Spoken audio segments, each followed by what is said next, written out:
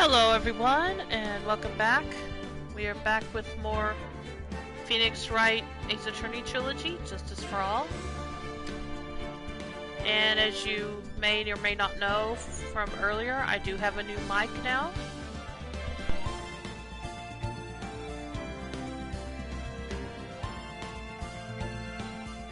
And I would love some opinions on if it sounds better, if you think I sound better than my old one, or about the same, or what.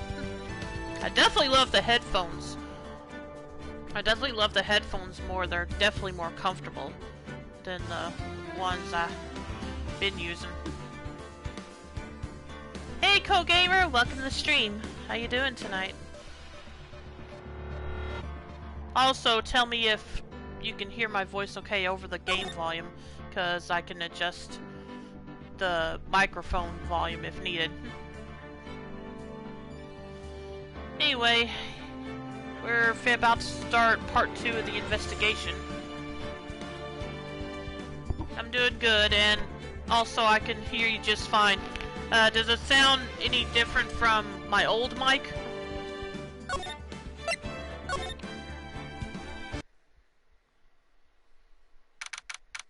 March 21st, 11:34 a.m., Wright and Company Law Offices. Well, you don't think it sounds any better, or I guess worse? I was kind of hoping it might sound a little better, but at least maybe I won't be cutting out so much now. So, that's something. Well, at least we're able to get Mr. Matt Onguard as our client. And we know that he didn't do it, which is very important. So now what should we do? Well, the trial is tomorrow, and we only get this one chance. There's only one way to prove Mr. Onguard's innocence.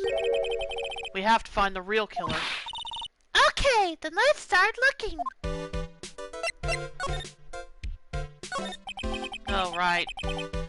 Since there were no psych locks, then that means we can trust Mr. Onguard to be innocent. I really feel much better knowing that. Ever since last night, I was so worried that I kept wondering, what if he is the real killer? What then? Hey, I have something I want to ask you, Pearls. Okay, what is it? Why are you so interested in how Maya and I get along? I mean, she and I don't have anything special go. Huh? Well, what do you mean? But I thought you and Mystic Maya were...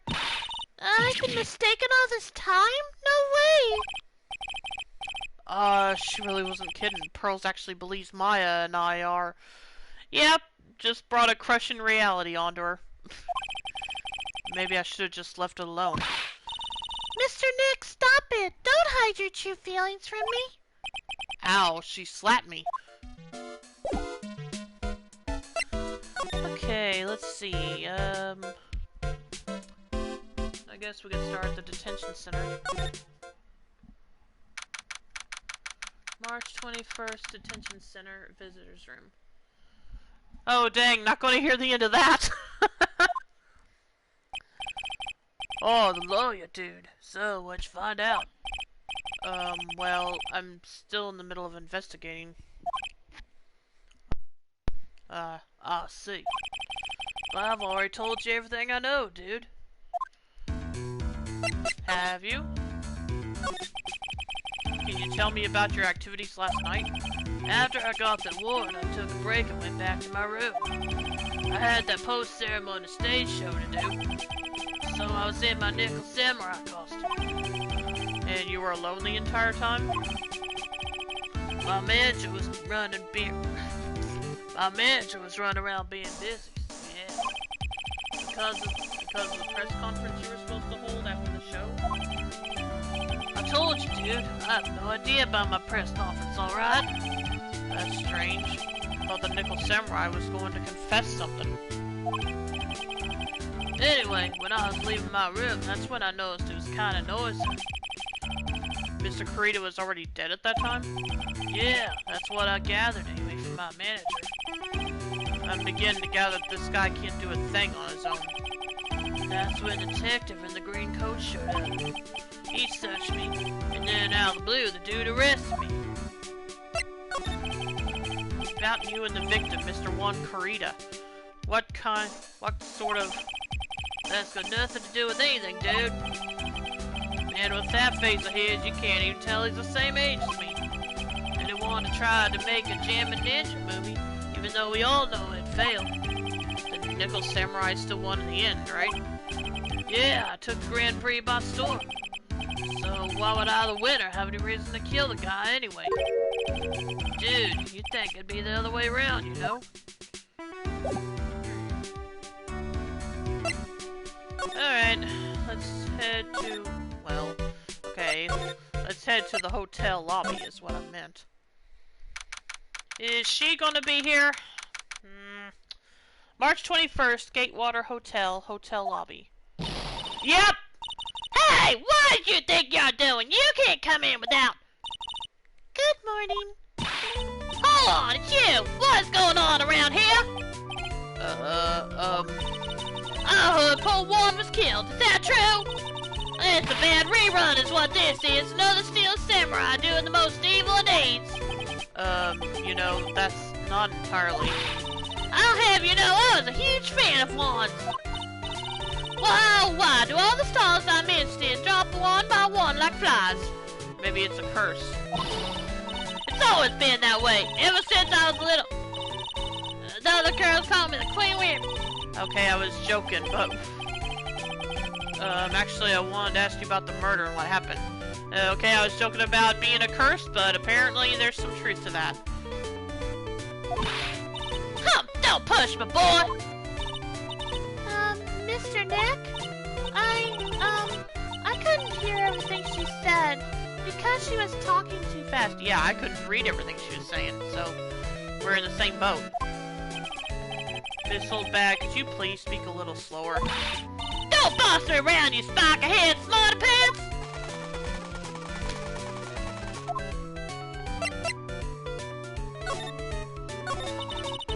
My dear Hamadonna, a year ago in that dreadful murder.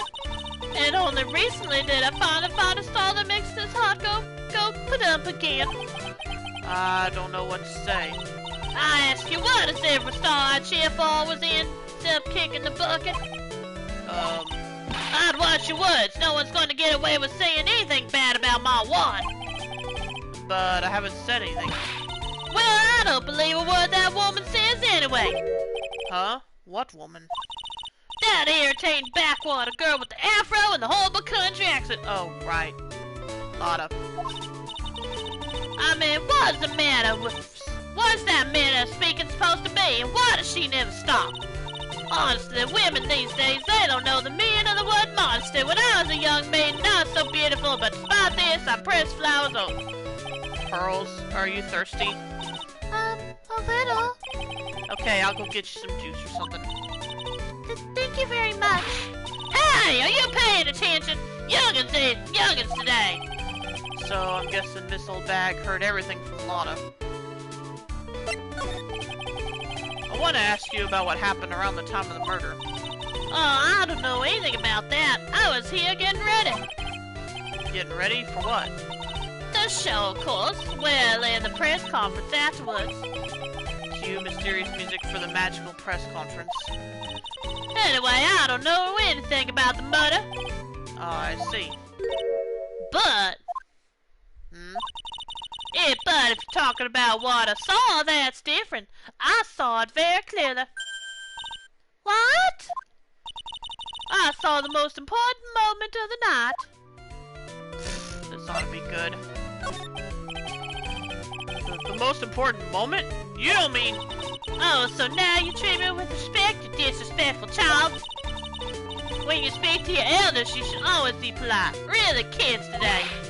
Please tell me, what did you see?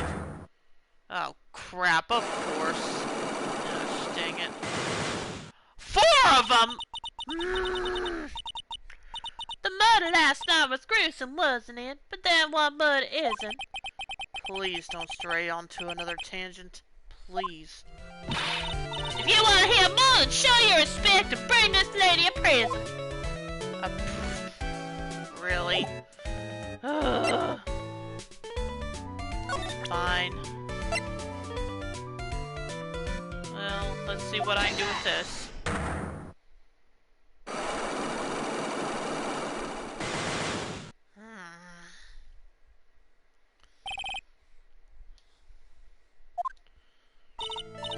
Alright, I'll be honest with you for now. Then please, tell us what you saw. But, what a waste. And here I have a perfectly good chance to have a little fun at you young'uns' expense. I am a little devil after all. Doesn't that imply you aren't a good person? Alright, I'll give you what you want. Which I do not have at the moment, apparently. So, I guess I'll have to back out of this. I don't think I have enough evidence yet. I should investigate and gather some more clues before I try again. Fine, I'll be back.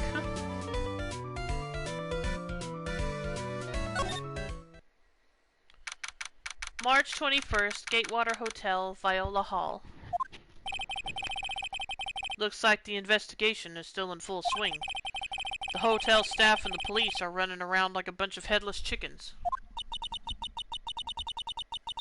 I wonder if we can do any investigating of our own in this kind of atmosphere. Well, gotta roll up the sleeves and try, I guess.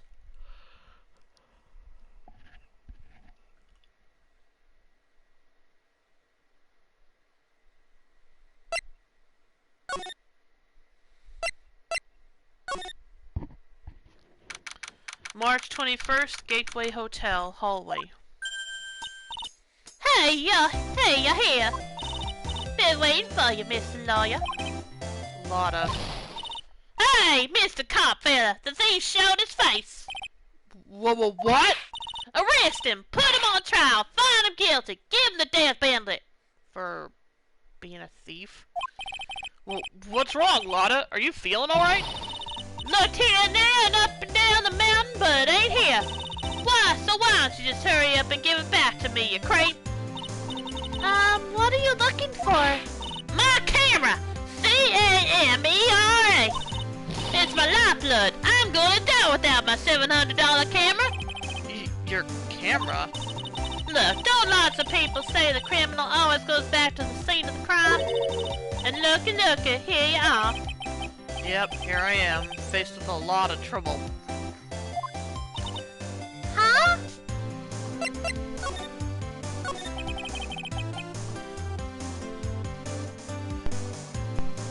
So, you lost your camera? It ain't no ordinary camera. You buy it in a store and it's $1,600 brand new. Thought you said it was $700. Huh? But didn't you just say you bought it for $700? I had a nice long talk with the guy at the store. About 5 hours, I reckon. I made the said a bit of scratch on it, and the manager got all huffed up in the face. He gave me his talking to and was real mean about it, too. He done made me cry at that. When did you lose your camera? Last night, after the murder happened. Must have been when I was busy running around looking into things. That's when I lost sight of my dear darling expensive sweetie. Lotta, what did you capture with that expensive camera of yours? I don't rightly know. I snapped a shot of anything that caught my eye. So I don't remember. And besides, I couldn't get anything for my big scoop. I wonder if Lotta's missing camera is even connected to this murder. Lotta's camera, very expensive items valued at $1,600. It was stolen around the time of the murder. Add to the court record. Lotta, please tell me what you know about what happened at the time of the murder. Well, from before the ceremony last night, I was hanging around here in this area. Yeah, actually, I was here until around the time Mr. On-God was arrested. What were you doing here? You sure you went to school, city boy? Wherever a lot of heart goes, there's a story to be found. A big scoop to be had. A big scoop? I told you before, I'm going to be the best tabloid photographer the world's ever seen. Reckon, of course, that means I'm always looking for the perfect shot. I wonder what scoop she was after this time. Although, I was also on the lookout for the other stars that were here. So, maybe I wasn't here the entire time. Lotta, are you sure you weren't here the entire time? So you could take a picture for your big scoop? Well, maybe I was, but that's what real journalists do. I got some juicy info inside info, so I thought to myself, why not get a picture for proof? What kind of story was it that you wanted to hang? What kind of story was it that you would hang around here? Of course. Well, at least she just has two. Oops, sorry, Mr. Lawyer. Can't be telling you that. Trade secret, you know. Not again. Why does everyone have something to hide? We've been stopped, haven't we? Haha, yeah, take that, Mr. Lawyer. I'm glad someone around here is happy.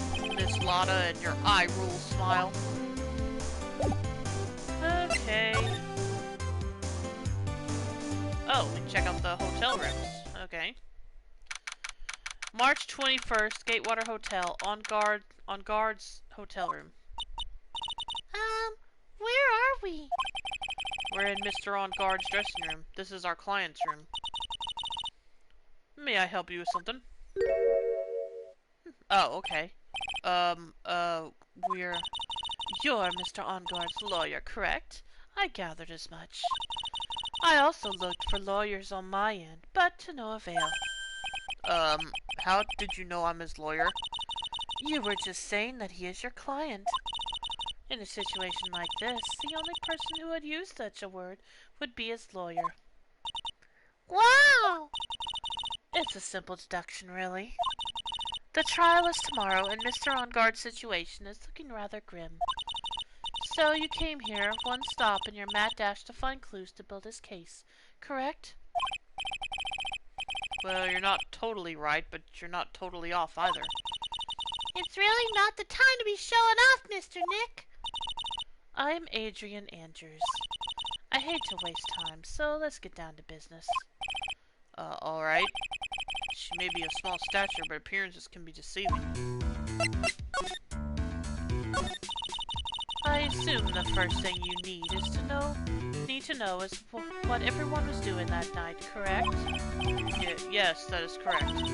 Then I will tell you. Before the awards ceremony, I had dinner with Mr. On Guard. In this very room, I might add. Dinner? What did you eat?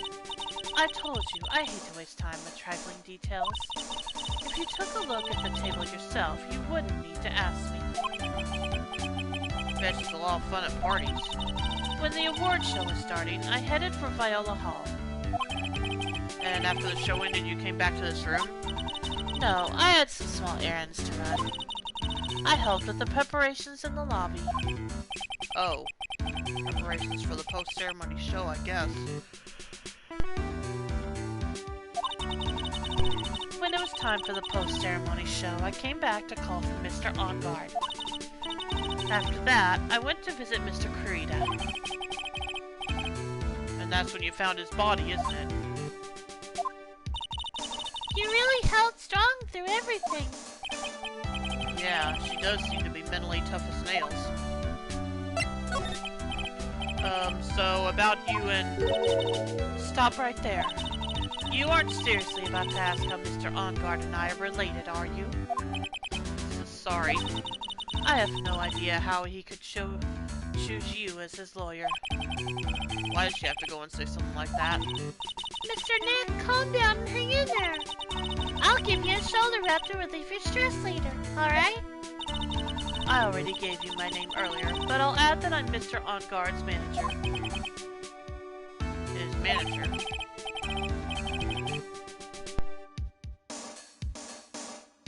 Speaking of managers, did the victim, Mr. Kurita, have one? No, he did not. He didn't? Global Studios has a very different policy from Worldwide Studios in that Worldwide Studios does not assign individual managers to their stars. I see. This industry is very ruthless and unforgiving. Actually, you look quite ruthless and unforgiving yourself as your poor partner. Dragging a little girl like her to places like this, honestly. You're wrong! I'm doing this to help Mystic Maya. Girls, calm down and hang in there. I'll buy you a juice later, alright?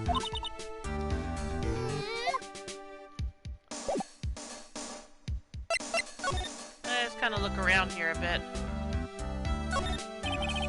It's probably Mr. On-Guard's suitcase. For someone who is only going to be here for the awards show, this is a lot of stuff. Looks like he has about 3 days worth of clothes in here. Stars really are different from us, aren't they?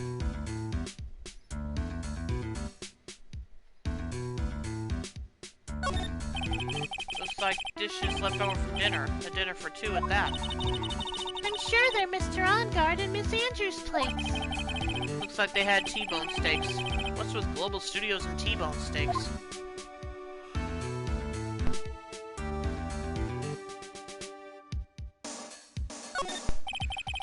There's some samurai-looking clothes on the sofa here. I think that jacket-looking thing is called a happy.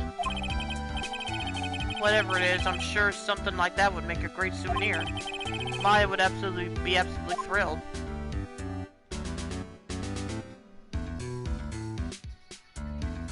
Just a moment, I'll be right back.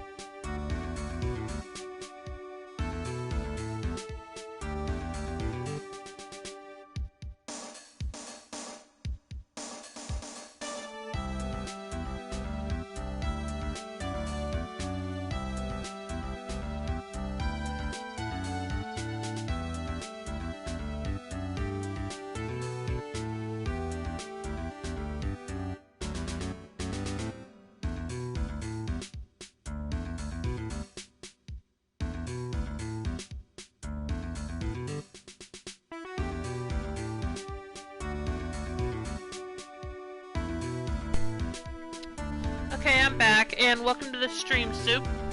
Weirdly, Twitch didn't say you were on. It normally notifies me. Huh, that is weird. Well, how you doing tonight? Anyway, let's get back to... I did... And... I've really... Co-gamers kind of already said it didn't sound... It didn't sound any different, but... I'm talking in my new mic right now. Anyway, let's see, what haven't I checked yet? I haven't checked this... Oh. I guess I can't check that. Thought maybe this spear-looking thing was gonna be... I'm still feeling the side effects of the vaccine. Ah, okay. Let's check the beds, I guess. That's the bedroom over there. That's a bed? Wow, they have really big beds here. That's it, huh? Well, no clues in here then, I guess. But like I said, I thought maybe at least the spear would be something. At the least it doesn't sound like you're cutting out. Well, that's good.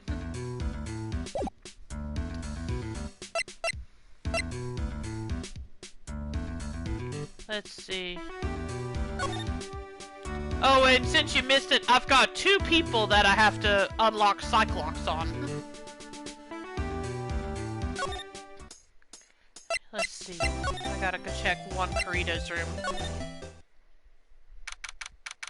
March 21st, Gaywater Hotel, Karita's hotel room. Sheesh, look at all the teddy bears. Mr. Nick, where are we? We're in Mr. 1 Karita's room, Pearls. Bear! Yep, lots of bears. Mr. Karita? The victim. Which makes this the crime scene, too. Uh-oh! Oh, it's you! Yeah, Psycho Locks. I'll call him that in case of Wendy. And welcome to the stream, Ashi. How you doing tonight?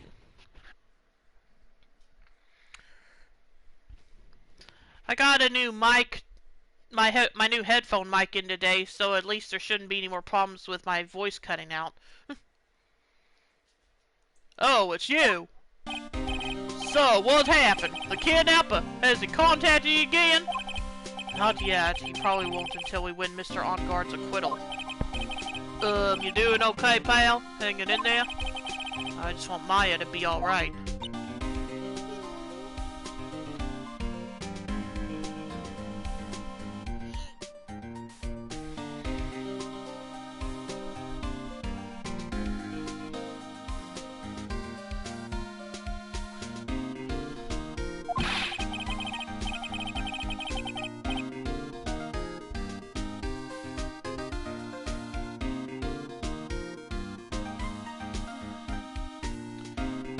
We don't have a lot of time left, but I'm going to help you as much as I can, pal. Can you do that, even if we want to look around the crime scene? Just this once. Special circumstances, right, pal? I'll even tell you everything I know, but you gotta keep quiet. I actually would want Gumshoe as a fighting game character. He looks like he could take a punch. That is true. Especially if we know he could take a strike from from Francisca's whip. It's my neck on the line here. Thank you. Oh, that's right. I got you guys a map of the hotel, pal. Here you go, little miss. Here you go, little mister. Wow, you're giving it to me? Thank you. Haha, wouldn't want you to get lost in a hotel too big for its own good. Mr. Nick, I got a map. That's great, Pearls. But Mr. Nick, I can't read what it says. Hotel guide map added to the court record. Map of the Gatewater Hotel around the crime scene.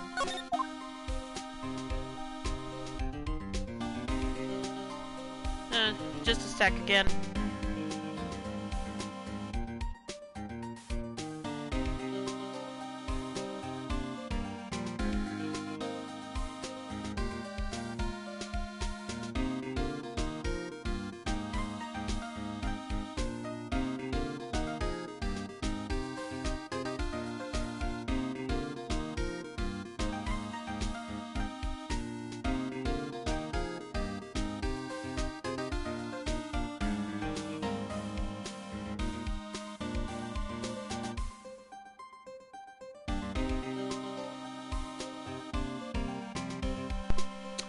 Well, to answer your question, let's check the court record.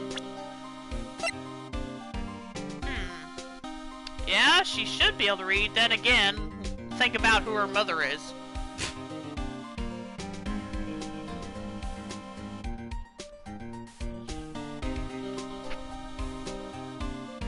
You should be able to read by age 8, even in crying. Yeah, except again, her mother is, probably so possessive she hasn't let her go to school yet. I wouldn't be surprised. In Japan, they say you have to be able to read 1,000 kanji to read the newspaper, and this guide is not written for kids. That's true. Plus, do you need, but to answer your earlier thing, do you need to know how to read to be able to watch a theater show? I wouldn't think so. Anyway, cause of death. Do you know what was the cause of death? Well, technically, the final autopsy report isn't out yet, but one look at the victim should tell you, pal. It should? Yeah, too bad we can't see the victim. Yeah, here's a picture. Oh, never mind. Let's not let Maya see it. I mean, Maya, Pearl.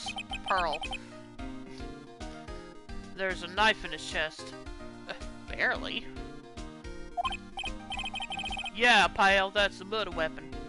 Again, it's barely in there. So he was stabbed to death. So look on that fingerprints down at the lab right now. There were fingerprints on the knife? Yep. I'm already hard at work on the updated autopsy report. And it looks like they're pretty sure the Mr. On-Guard's prints, pal. That's bad. Real bad. Photo of one Corita's murder scene. Reason for arrest. Why was Mr. On-Guard arrested? Because we had evidence on him. Evidence? It looks like the victim, one Corita, really put up a big fight. Well, yeah, one look at the crime scene and you can tell. There's signs of a struggle everywhere. Well, I sure wouldn't have known by looking because I haven't gotten to scroll sideways yet. Oh well. Well, yeah, during the fight his button came off. What now?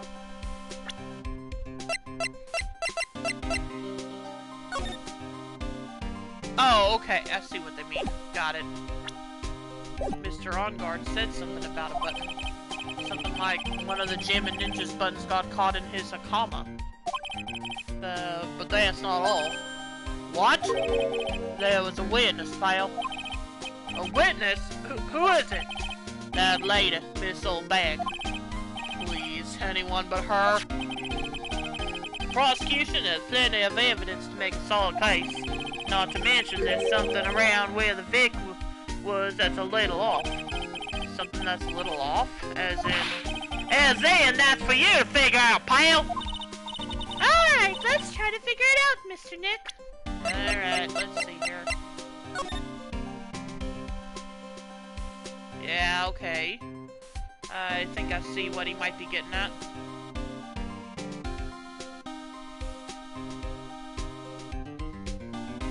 Also, what was he drinking? Tomato juice? Or V8? Something. Alright, let's try to figure it out, Mr. Nick.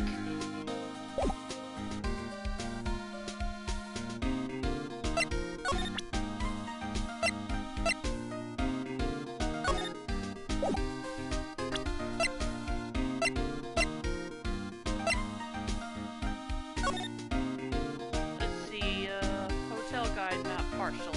File a hall, lobby. The same juice that Pegasus drinks. Right.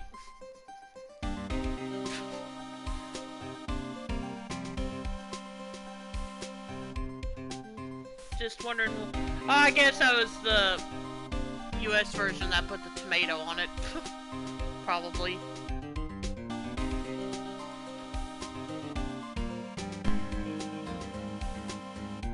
Makes you wonder if 4Kids did some of the localization in this game.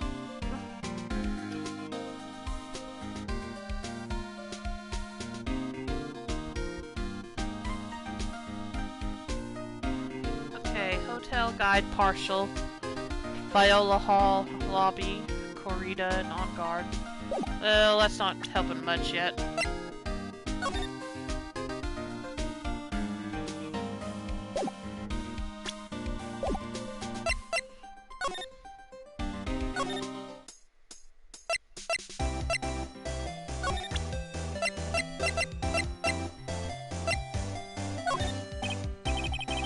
Oh, wait. Yeah, hold on a minute. I'm jumping the gun a bit. Hang on. Take that!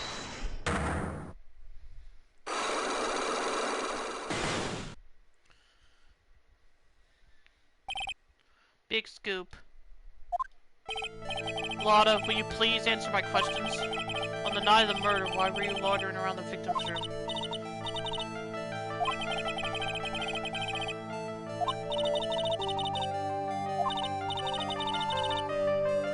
I mean, that there's my bread and butter. Alright then, an unpleasant tabloid photographer looking for a scoop.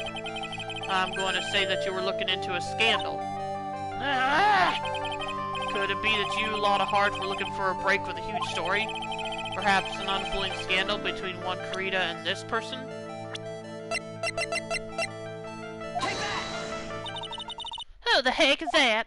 You think us journalists are all a bunch of idiots? You can't fool me. I'm a pro!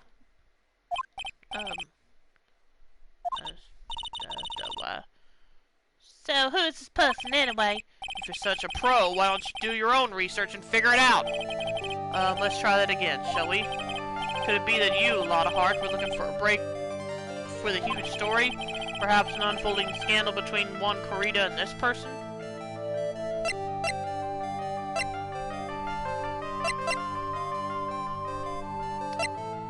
Well, I guess I still don't have any clues for this since it's not...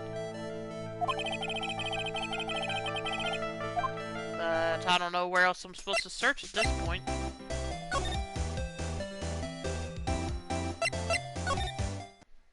Oh, well, okay. March 21st, Gatewater Hotel, Viola Hall.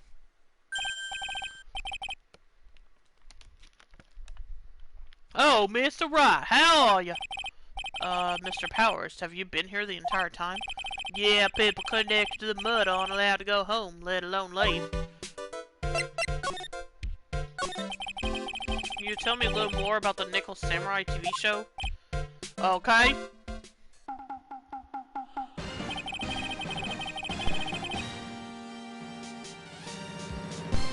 The Nickel Samurai is an action hero program aimed towards kids. It's a sequel to the Steel Samurai. I see. This time there are 3 samurai brothers, Aluminum, Tin, and of course the Nickel Samurai. It's a love, why in little old Tokyo. Okay. I see. Well, wait! A love what? A love why?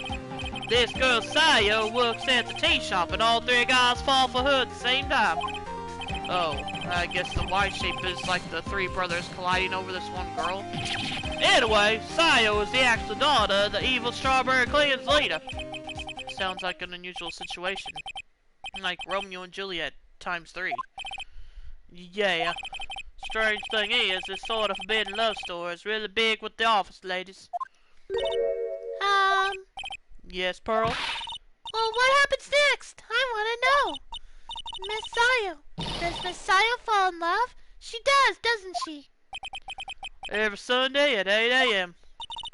I'm going to stop watching Kids Masterpiece Theater starting this week. I can't believe she's really considering it. I can. She's Maya's cousin after all. So what's the Jammin' Ninja TV show like? It started from a remake of an old movie, to tell you the truth. The Jammin' Ninja, like the samurai show, is geared towards kids. Yeah. It's the story of a ninja who can't scale a wall but became a big pop star anyway. What?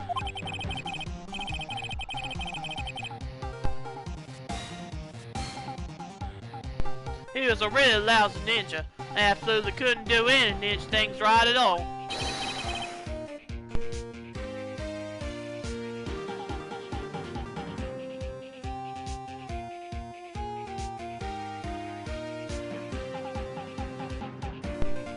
But boy, could he sing! With his trusty broad-wig guitar in hand, he took the ancient world by storm. A ninja with a bright red guitar? And then the final fight in front of his beloved Princess Masola. Jamming versus the Muramasa 5. Suddenly, our brave hero catches a not-so-jamming cold the night before Battle 3. Oh, that's too bad for him. Yeah, but this kind of pop music-based love story is something high school girls really like. Yes, Pearl? Well, what happens next? I want to know. Jimin, the Jimin Ninja, will he be able to sing? What about Princess Masola? Every Sunday at 8 a.m. Which show should I watch? I thought you said the other one was on Saturday.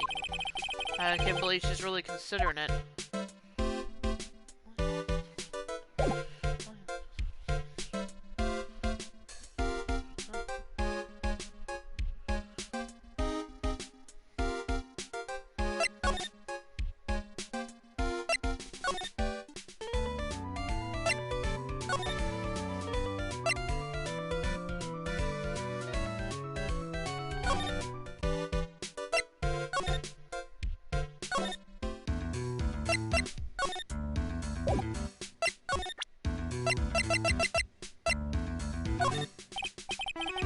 Dude, I know I like to throw money around, but it's not like I buy anything and everything.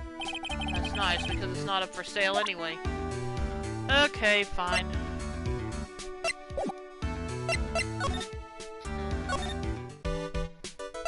Although I don't know what I'm supposed to do now.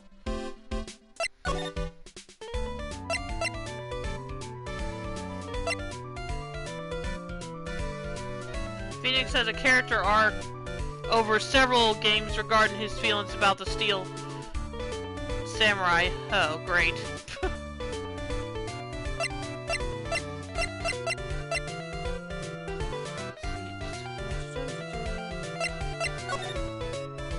Oh, I'm an idiot. I never examined Kirito's room.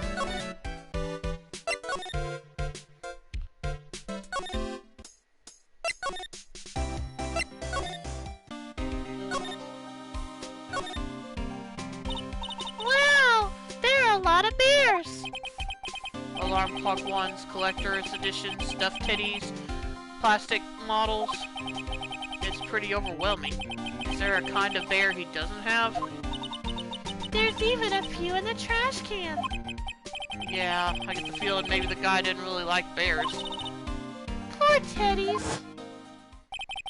It's hard to bear with all these problems.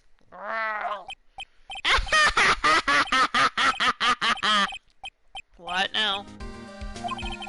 I don't think I want a bear with the trauma the last case caused me. What's wrong, Mr. Nick? Let's see what else I got here.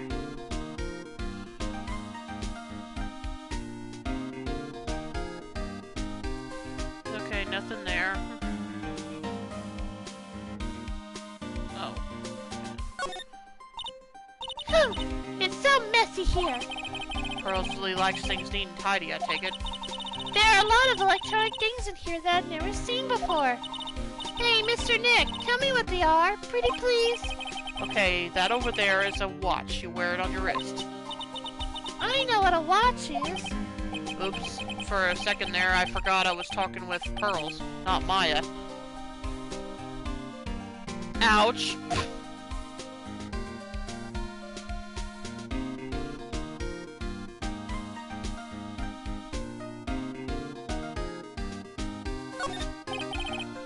It's a suitcase. There are so many things in it that I bet it barely closes.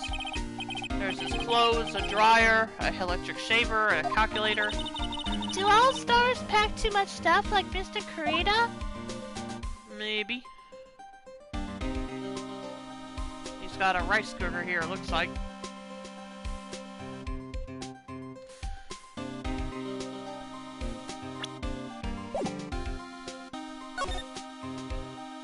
Okay. Let's see here. Wait a minute.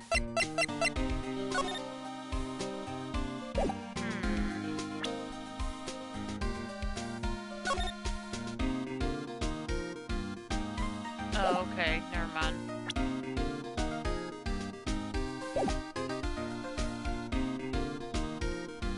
Especially if they're constantly on the road. Yep. Looks like Mr. Kurita had dinner last night. This bottle, it's tomato juice. We had a lot of food at the award show last night. But I wonder if the stars had gone on stage only after only eating a meager meal like this. Yeah, there's a robot bear even. Okay, nothing about the phone, I guess. This is a guitar case, I guess. A little beat up, but still usable. That's strange. The guitar is not here. Maybe he forgot to bring it to the show? But Mystic Maya, she said the bright red guitar was the Gem and Ninja's signature item. That's true. Huh? This guitar case is wet, but it's only wet on the top of the lid. Yeah, there's no water inside the case. This is water, isn't it? I hope so. You mean this one? You mean this bear soup?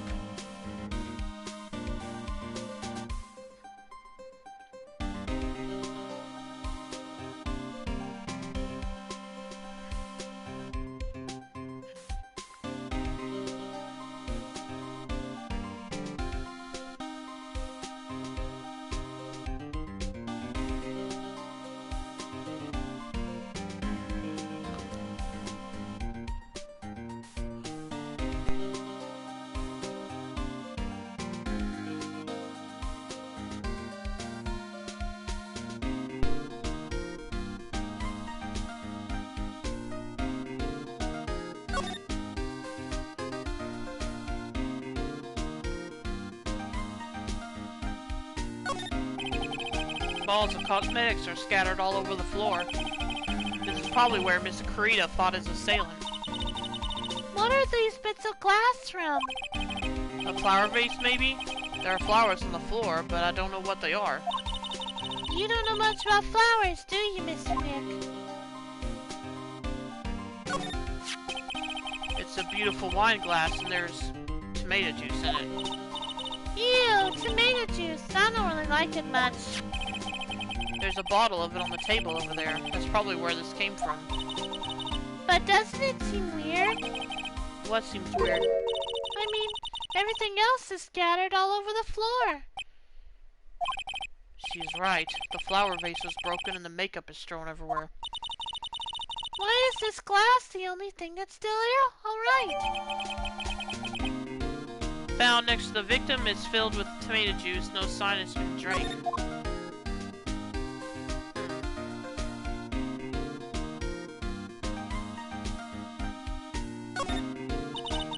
So that's a bed, right? Yep, it's big, but it's a bed. Ah, Mr. Nick, it's so soft. Big beds must be a rarity for her.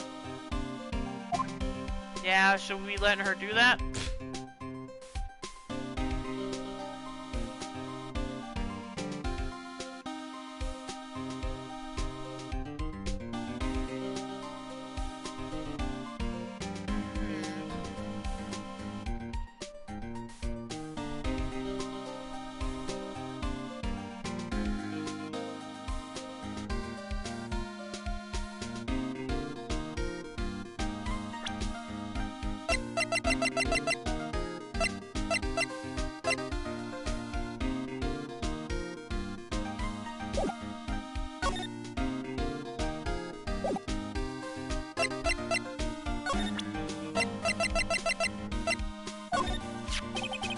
What can you tell me about this guitar case? Oh, that. This is just what I heard, pal, but that's the Gem and Ninja signature item. The guitar case? No, not that. What do you take me as? No, I mean the guitar inside, of course. But the guitar is missing. Yeah, we looked for it, too. It's not normal for a person to forget to bring the most famous item to an award show. It's starting to sound like that red guitar is related to this case after all. So, about this wine glass. Oh, so you noticed, pal. The whole crime scene was a mess, but this glass was the only thing that was untouched. You noticed that too, Detective Gumshoe? No, actually, Miss Von Kalman noticed first. Well, okay. They were so quiet about that, I was wondering if it was going to be her again. Yeah, Pearls noticed it before me too. Hey, wait a minute. So, does that mean Miss Von Karma's here at the hotel? Yeah, she's around. Man, you're gonna be in so much trouble, pal. Especially if she catches you in here. Well, you can bet the instant I see her, I'll be running the 1,000 meter dash. Beep, beep, beep, beep, beep, beep. Well, what's that beeping noise, Mr. Nick? I've heard this sound somewhere before. It's Miss Von Karma. Huh? For some reason, whenever I hear that sound, she pops out of nowhere and whips me. Come to think of it, that's exactly what happened the last time. So sorry, I gotta make myself scarce. Later, pal. Too late. At last, you revealed your true nature, Mr. Phoenix Wright. Would it be too much to ask you for you to be nice to me for a change? Probably. So your detectives steal information from pitifully hopeless detectives. That's very dishonorable of you. Ow! Hey, don't you dare enter a scruffy McTrenchcoat! Oh! I didn't think the detectives in this country could be this pitiful. Detective!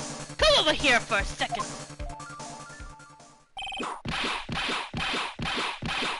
Ouch! Yo! I know that's probably... I feel better knowing at least you are man enough to face your punishment. He was so scared he just froze up on the spot. Mr. Phoenix Wright! You have served my perfect prosecution record. Ultra combo, yeah, pretty much. I'll never forget that.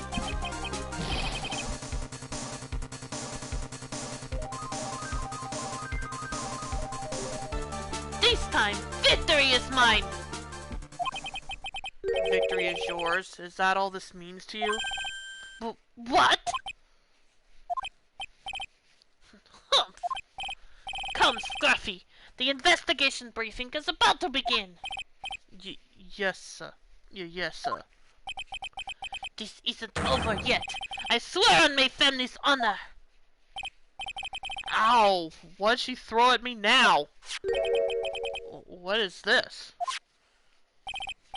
Well, I guess this means I gotta get back to the precinct now, pal. If you ever need me, come down to the Criminal Affairs Department, alright? And if you can, try not to let Miss Von Karma see you. A little late for that, but okay.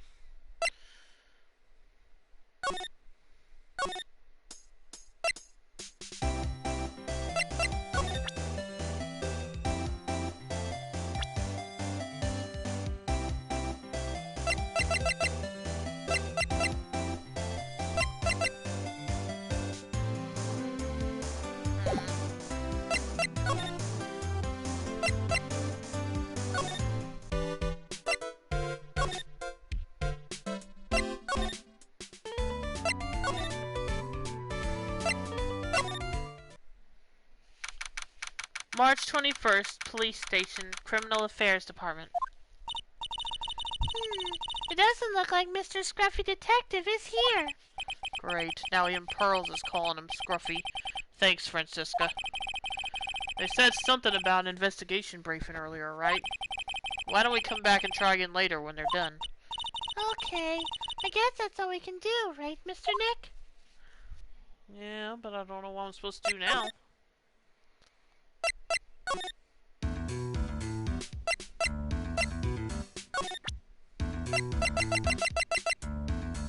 You have the tools to break one of the psych locks. Oh, okay.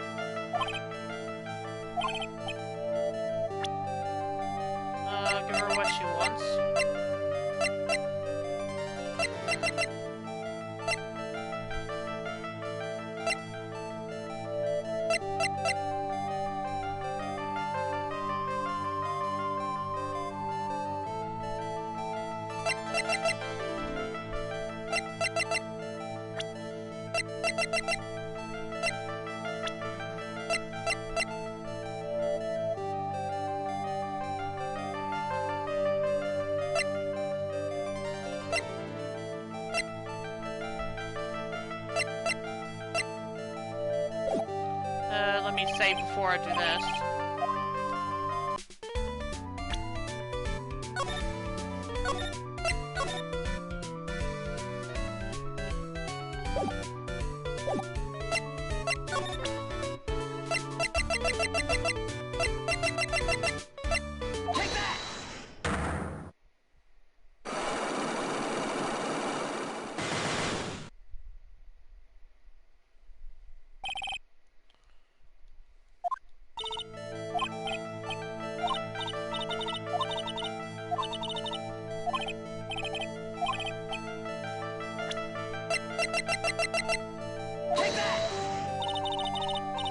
You're on God's lawyer, aren't you?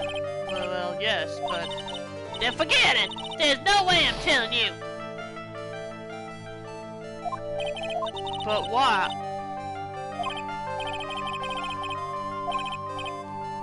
Well, I guess it's not her then.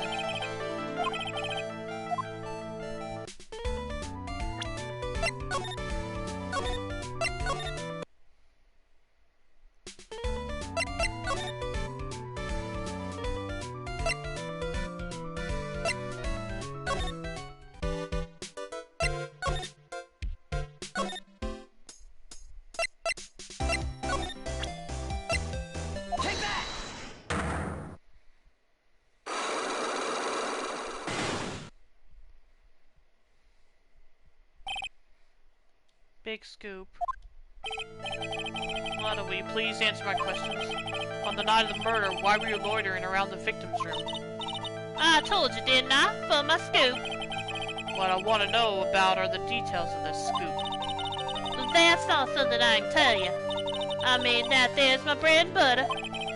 Alright then, an unpleasant tabloid photographer looking for a scoop. I'm going to say that you were looking into a scandal.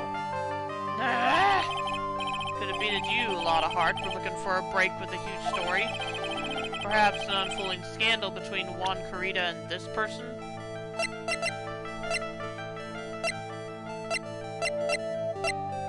Well, I already tried Matt, and it wasn't him.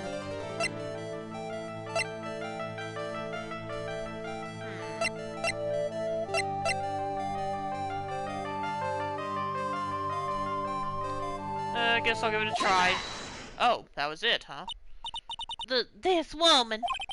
She's Adrian Andrews, Matt on Guard's manager. Can I see your evidence? Sure.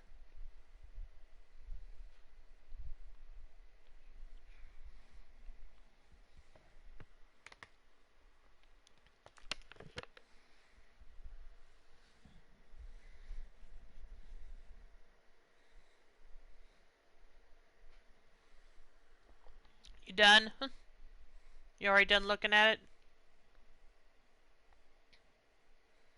Okay. She's Adrian Andrews, Matt on Guard's manager. Humph! The Nickel Samurai's manager, caught secretly meeting with his rival, the Jammin' Ninja. It would be the hottest story of the season, wouldn't it? You're pretty good at this guessing thing, Mr. Lawyer.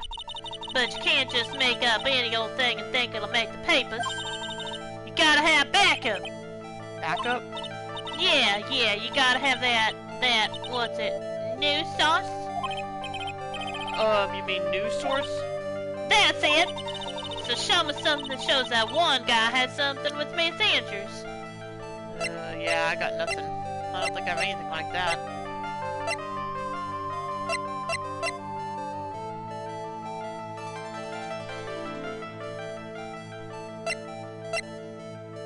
Actually, hold on a minute. I'll come back.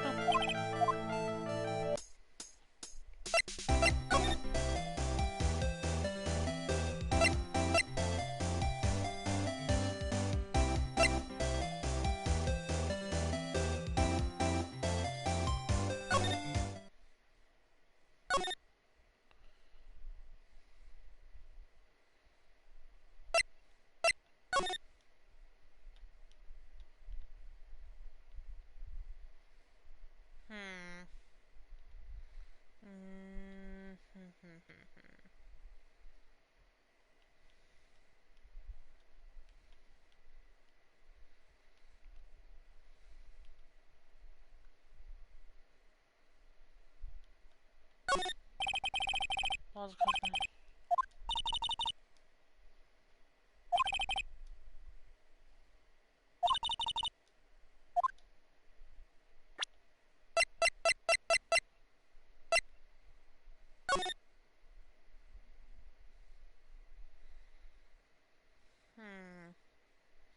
Yeah, I guess it was a vase.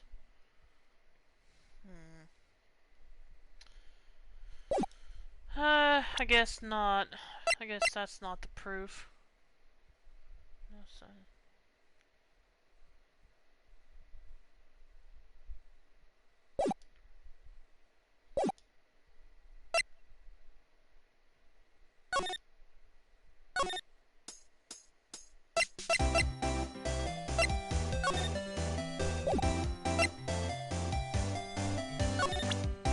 Can I see both sides of the room? Sure.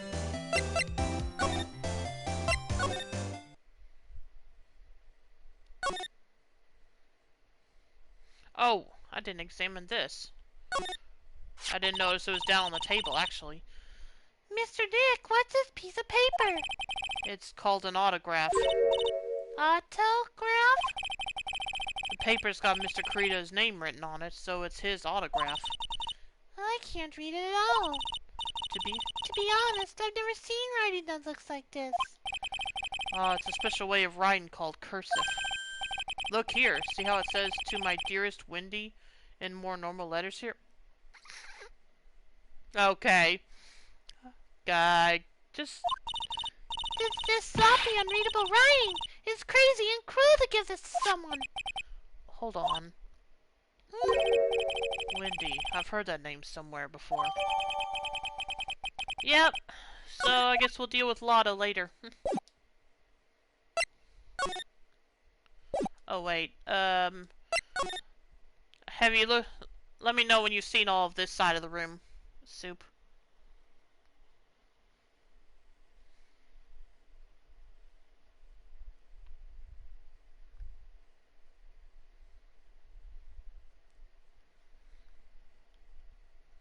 You got what you need, oh okay.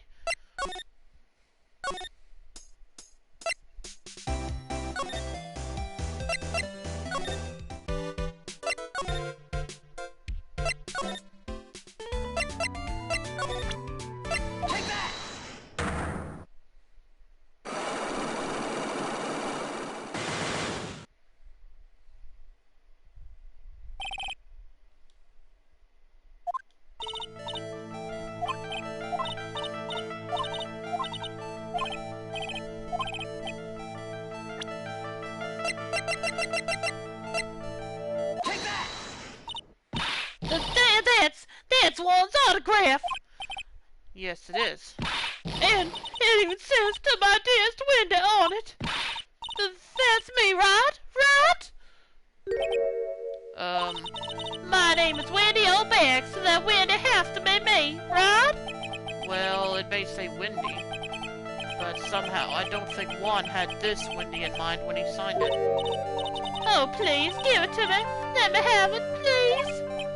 And I can't let you have it just like that. Yes, I know. And how about an exchange?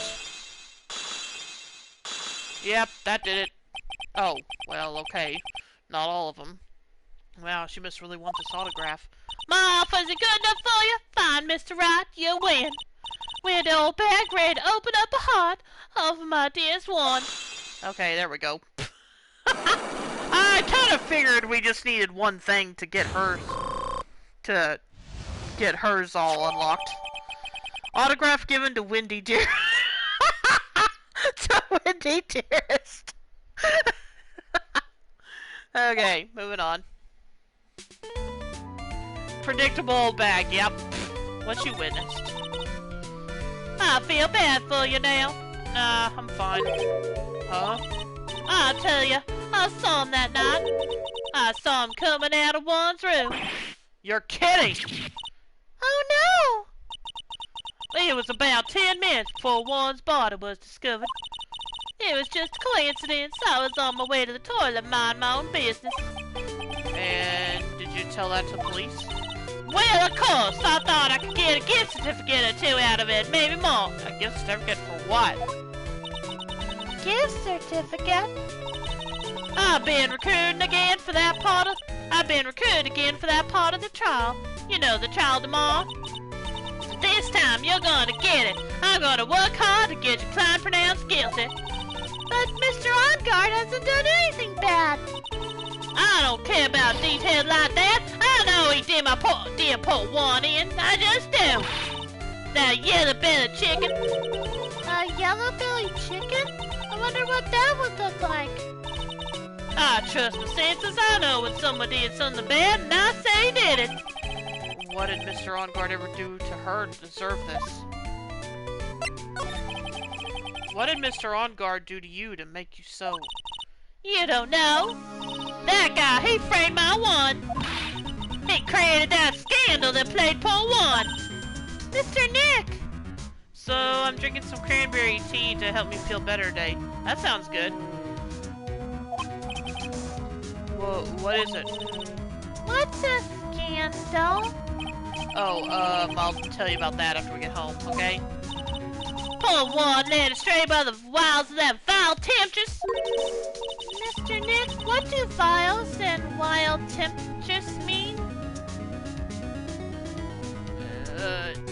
I'll tell you when you're older. Mr. Powers might be able to spill some tea about the right person. Ah, okay. And Pearl, I'll tell you when you're older. Ah! How about we just listen to what Miss Oldbag has to say for now, okay, Pearls? So, Miss Oldbag, who is this woman you're talking about? Adrian Andrews, of course. Who else? That guy, he shoved the girl under one on purpose. His own manager? But why? I thought lawyers were smart. It's created a scandal to make one lose face. That girl drove one into a scandal that dragged his reputation through the mud. Sounds like a pretty standard definition of a scandal to me. Why do you know about that anyway, Miss Oldbag? I'm one of one's biggest fans. I'm always out there gathering information. There's nothing I don't know. And do you have proof that Mr. Ongard did what you say he did? Next week's issue of a certain magazine says so. Ugh, of course. A tabloid. Next week? Doesn't that mean it's something people don't know about yet? Why would Miss Oldbag have information like that? And where did she get it? Heh. Oh boy. Let's see, and she's not gonna tell us, is she?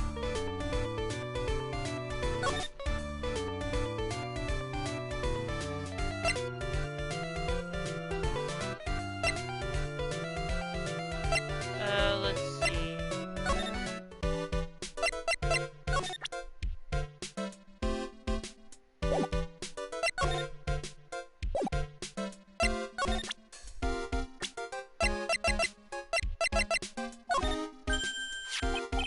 Hey, that's Miss Andrews. She's Matt's manager. Actually, I was interested in her for a little bit. Just a little. So Mr. Powers likes this type of woman. What do you know about Miss Andrews? Well, see, here's the thing. I don't really know her, you know? There's sort of a small rumor going around about it now, right now. A rumor? Oh, if you're interested, I'd be glad to share what I know. He's so happy, he looks like a lion that just found his next meal.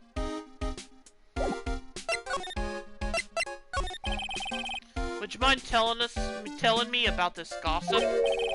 Oh, so you're interested. I figured you would be. Yeah. I have such a weakness for celebrity gossip, too. Oh, really? You too, huh? Yeah, so take a look at this. Looks like a tabloid Miss Oldbag would read. Alright, let's see here. Jammin' Midnight Rendezvous.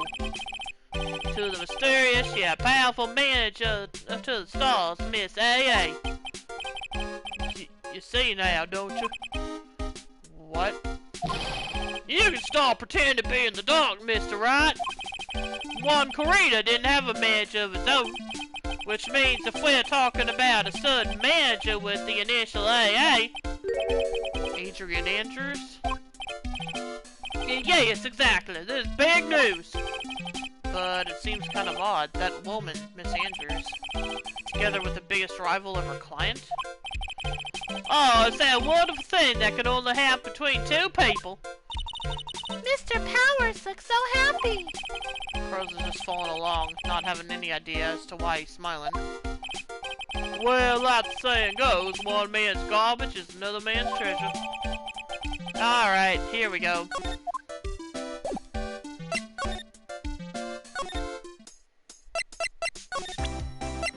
Take that!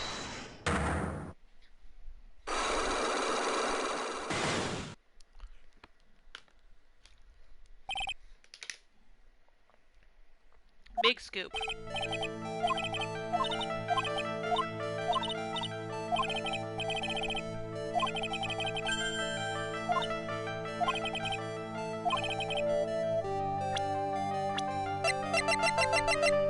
Take that!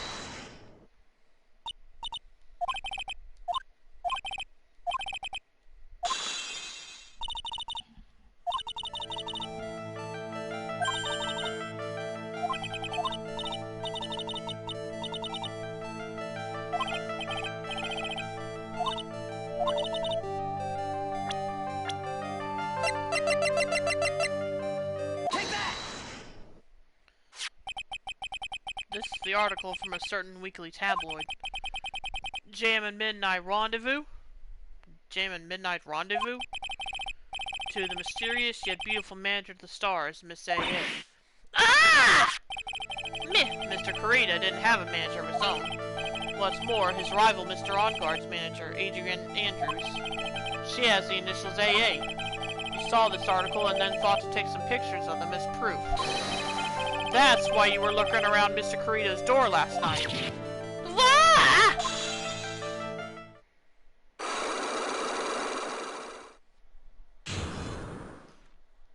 Unlock successful. You were looking into Mr. Carita and Miss Andrews' affair, weren't you? You got it! I was gonna get. How's that tea? You got it! I was gonna catch myself a scoop of catching them in a secret meeting. But there's already an article about it in one of the weekly tabloid magazines. It's no longer breaking news. What'd you just say? Initials are AA. What kind of vague thing is that? That ain't no proof of nothing. People are gonna want to see real proof. Well, at least I do. So that's what I was doing, getting photos.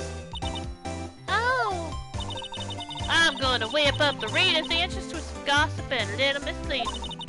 Then spice it up a little and have myself an exclusive story. Wow, a lot of nice journalistic integrity you got there. I already finished writing up my spicy article, you know. But the paper I wrote it on, my note to myself, it's gone. your note to yourself?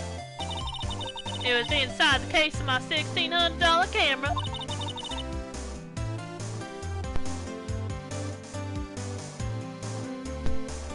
They done run off together. I came here for my big story. Didn't come here to have my treasure disappear on me. Yeah, I understand. It's enough to make a gal go bonkers, I tell ya. What's with people now, anyway?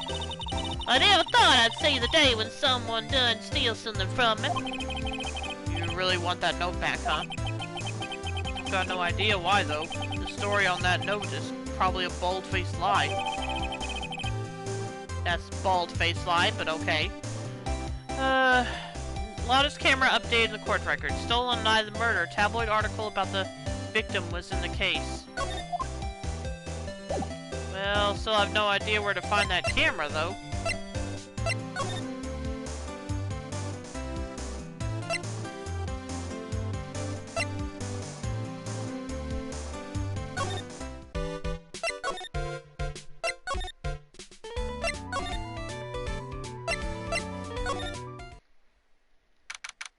March 21st, Police Station, Criminal Affairs Department. Detective Gumshoe said they had an investigation briefing. Yeah. Oh, he's back.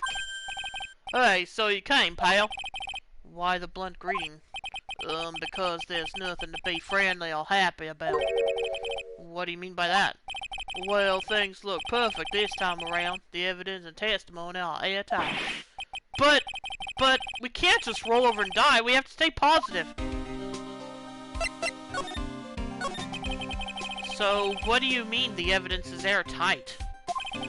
I can't give you all the details, pal, but there's 2 big pieces. Two?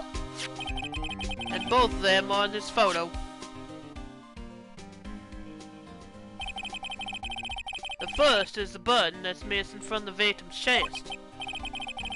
That's the button that you found during your body search of Mr. On Guard. Yep, I found it in the folds of the nickel samurai special pants. And the second one is, moving on. The knife in his chest, pal. The fingerprints on the knife in his chest. The fingerprints on the knife in his chest, to be exact. On the knife in his chest. Fingerprints? Whose are they? You didn't even have to ask, little mister. It's obvious. The mad on guards. Tomorrow's trial. Talk about being stuck between a rock and a hard place. So, what about this airtight testimony? It's that old secretary lady, Miss Old Bag. I thought so. What do you mean you thought so? Did she tell you something, pal? Well... And I haven't told her not to open that mouth of hers and blab to anyone. Her blab knob is stuck on 10 and there's no turning down. Trust me. Yeah, well, Miss O'Bag saw it all, pal. She saw Mr. On Guard come out of the victim's room around the estimated time of death. No way!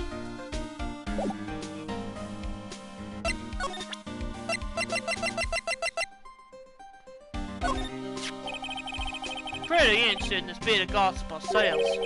The scandal with Mr. Kurita, but why? Well, 2 years ago, a woman committed suicide. That got dark all of a sudden. Suicide? She doesn't know what that is, does she? Her name was Celestine Pax.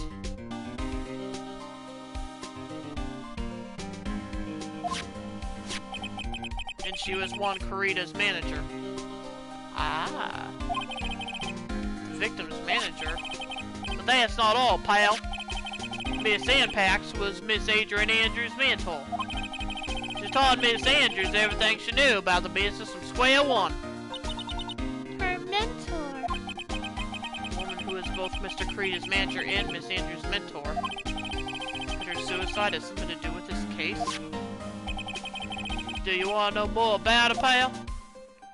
Yeah. She was the victim's manager and was also Miss Adrian Andrews' mentor. It's been 2 years since the suicide, and now those two are linked again by another death. Or maybe it's just a coincidence, but... Whoa! I'm getting sick of dealing with one foolish idiot after another. Miss Von Karma! You can't seem to stop aligning yourself with the enemy, can you? I don't need a traitor in my midst. You don't mean... I do. Scruffy, you have 13 minutes to get out of here. You're no longer needed. Goodbye. That's... Wait! Please wait, sir! If I don't get this month's pay, I'll start... Quiet! If it weren't for traitors like you... I would have won. Is that what you want to say? Who? That voice. Edgeworth! It's been a long time, right? This person... This is Mr. Edgeworth? What am I going to do with you? Still blaming others when things go wrong. You haven't changed a bit, Francisca. Yep. Oh wow, he actually silenced her. You! How dare you show your face to me without the shred of shame upon it! You soiled the Von Karma name, dragged it through the mud! You even ran away with your tail between your legs like the ill-bred dog you are! Are you talking about the Von Karma family creed? To be perfect in every way? Then let's hear it, Francisca. How are things going? I hear you are having a rough time maintaining perfection in this country. You seem to be getting crushed under the weight of it all. That's why I came back. Keep your assumptions to yourself. I haven't given in yet. I won't lose. This case is mine. I'll never hand it over to you. Never! Mr. Phoenix Wright, I will see you tomorrow. 200% burned, yep. In court. It will be a clinical lesson on the meaning of total victory. Yeah, it is a nice song. It is a good song. Still the same wild mare she always was.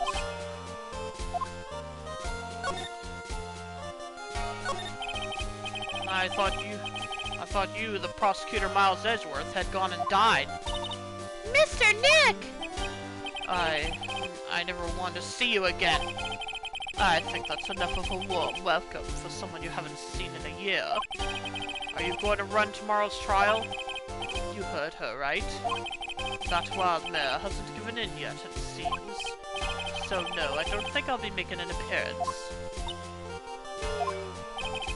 Your hatred for me is quite unhealthy, not to mention one-sided.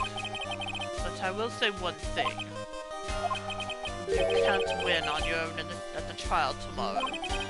What is that supposed to mean? I have something definitive that you lack, and working together is the definition of teamwork. It's the power to find the truth. The truth? In order to understand this case, you have to understand a certain truth. Well, if you ever feel the need for my assistance, it is available to you. I'm not in charge of this case, so I can be a bit more generous with information. Just what is going on inside his head? A lot of things may have happened. However, Manfred von Karma was still my mentor, and a perfect win record is proof of a von Karma. 1 year ago, you could not establish guilt in a few cases. Are those losses the reason you suddenly disappeared from the prosecutor's office? Did you leave because you had lost your perfect win record? To think your motivation for prosecuting trials was so selfish. It'd have been better for everyone if you never came back from the dead, Edgeworth. Oh, come on, Phoenix! What's the matter with you? I see.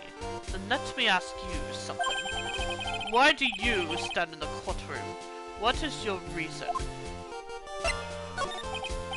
Well, with Francisca, she almost always says, I will defeat you this time the instant she sees me. But the courtroom is not a personal battlefield for prosecutors and lawyers. I stand in the courtroom to defend my client. To save their lives. To save their client, you say. Those who think only of their own ego-driven goals. Those kind of prosecutors are reprehensible to me.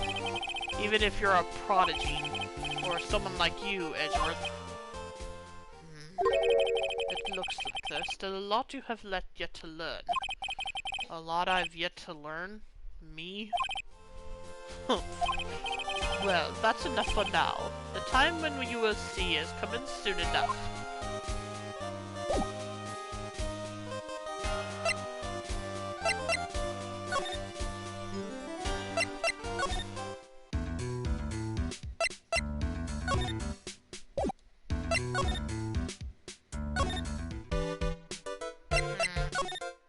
Well, not sure what I'm supposed to do now. Seems like I've done everything already.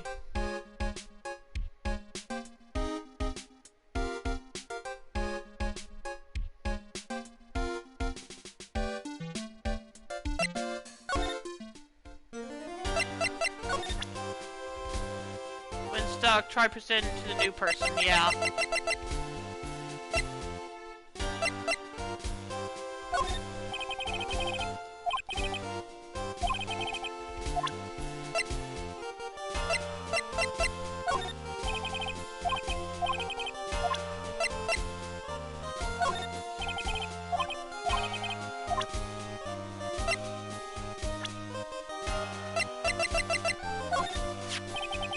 While I was abroad, these deplorable types of actors became popular, I take it. Well, refreshing like a spring breeze is his motto. Refreshing? What is so refreshing about a spring breeze? Sounds like the pollen is not treating him well this year.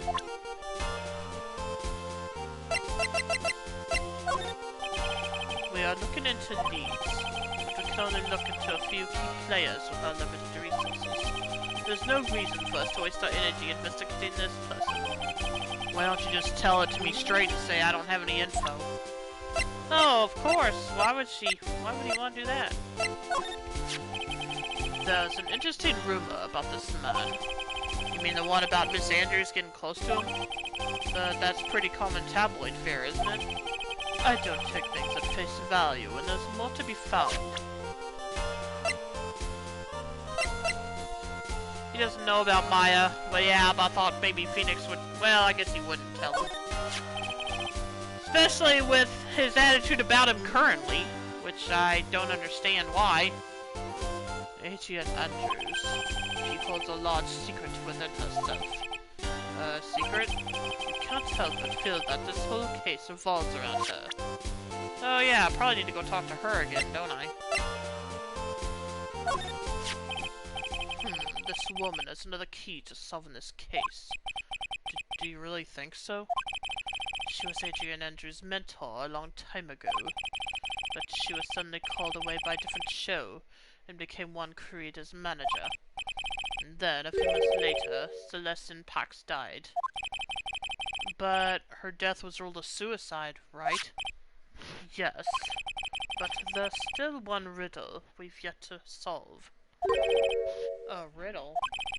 Her suicide note. It went missing. No one could find it. Her suicide note that just vanished, huh? Okay, I think I know what I probably need to do now.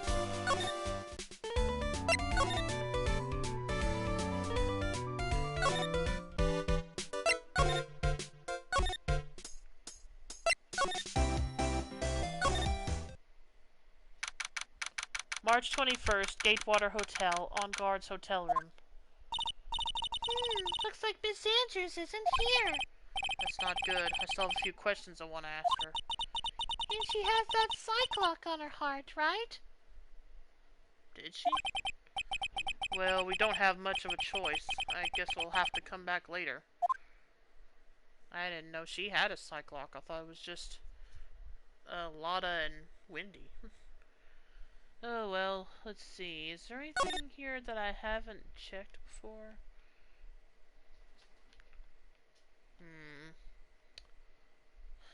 I still can't believe this isn't something I can check out even. Oh, huh. Oh, I already checked that. Okay.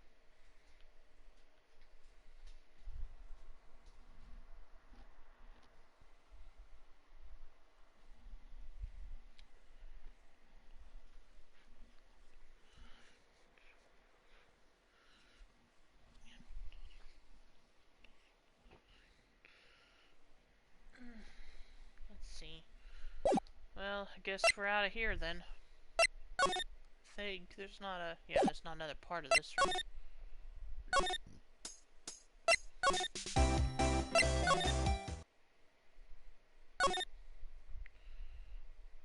Nope. Not here either.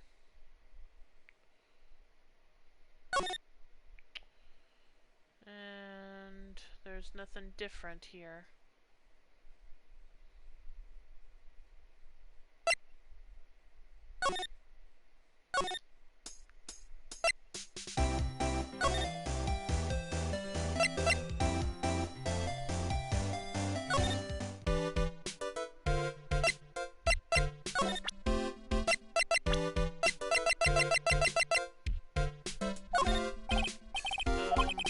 Okay.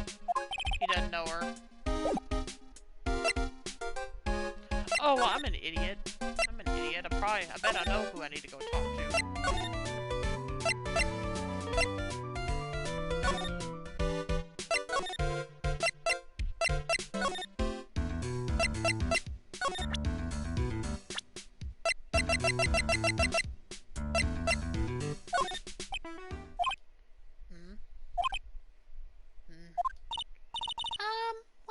wrong.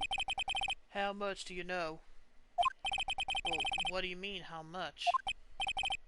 Mr. Lawyer, I may be a client, but I hope you will keep yourself out of my personal life. No, I would never... Now, if you'll excuse me. I have a lunch appointment I have to keep. You're in detention. Who in the world are you going to eat with? The security guard? Mr. Nick? This Celeste Impacts lady. Somehow I get the feeling she is a very important person in all this.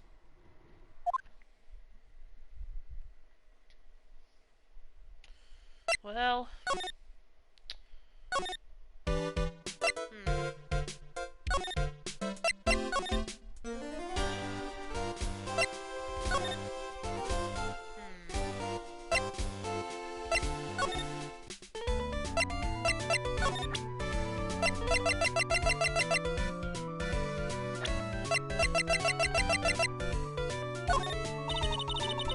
I don't know if anything to say to things look like you. She's clamming up like the old clam she is. Please, anything would be helpful. Well then, how about I tell you my measurements? No, that's okay, really. She really doesn't like you, does she, Mr. Nick? I know. Well, so much for that, I guess.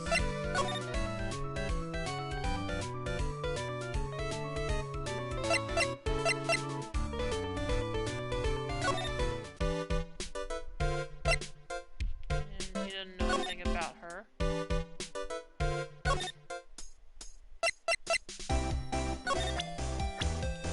She probably doesn't either, but I'll check. Do you know anything? I told you how many times now, I'm a journalist. I got so much info running past my head, I forget things here and there. Please don't get so worked up over this. Ha! I don't care if you beg me. Be extra tough on kids. That's it, Scal's motto on nutting youngsters. Great. Hope you never become a mother then. Let's see.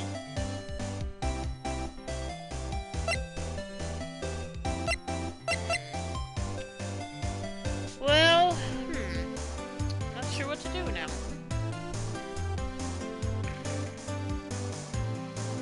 Just a minute.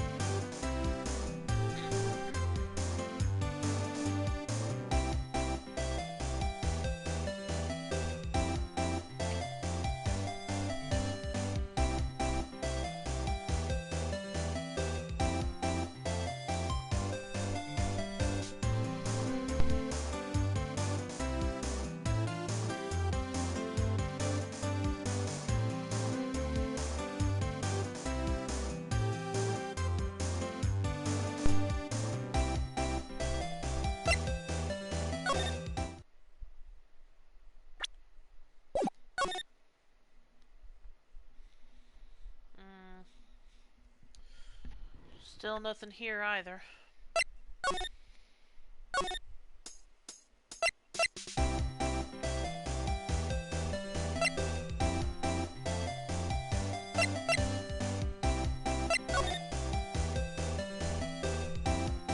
I think I already checked all this.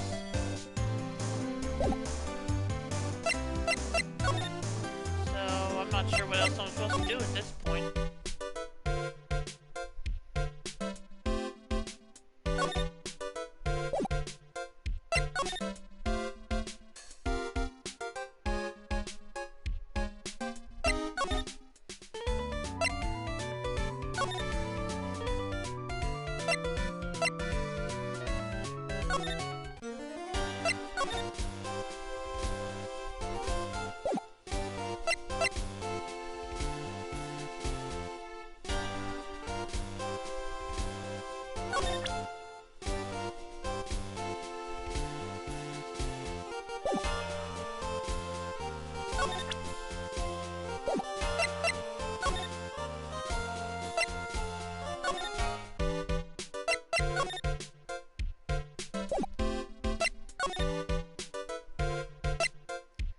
Yeah, I don't know what the heck I'm supposed to do now. I've done everything.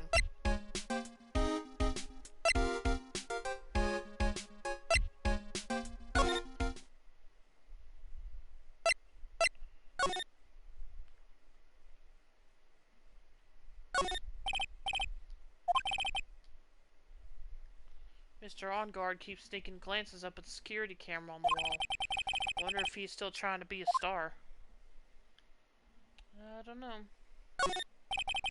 This guard monitors the visitor's room. He's so quiet you could forget he was even there if he wasn't watching everything. He's pushed up against the wall, kind of like a magnet on a refrigerator.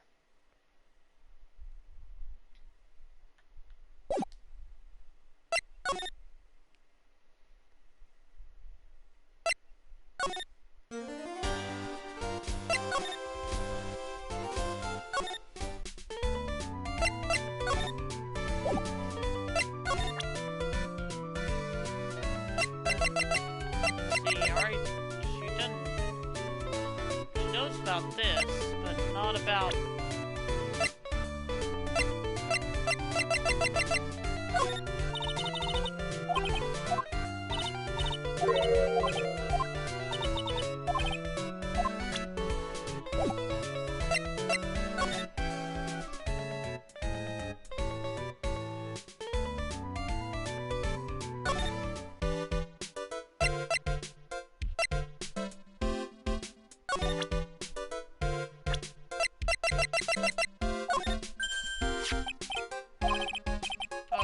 Yeah, I already read all this.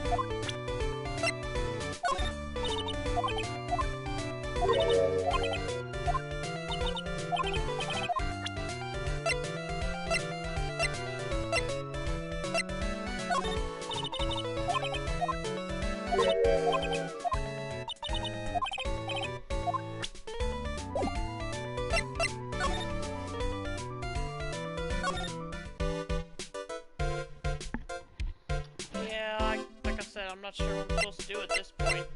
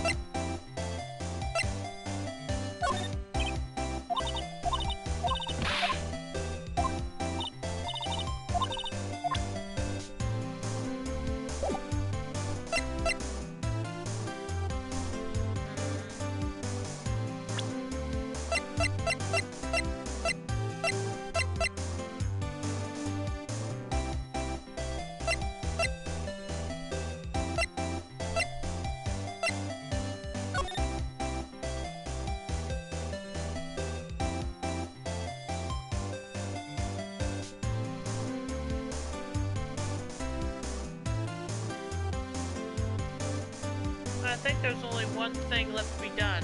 Well, I'd love to know what that is, because I've been everywhere and talked to everybody.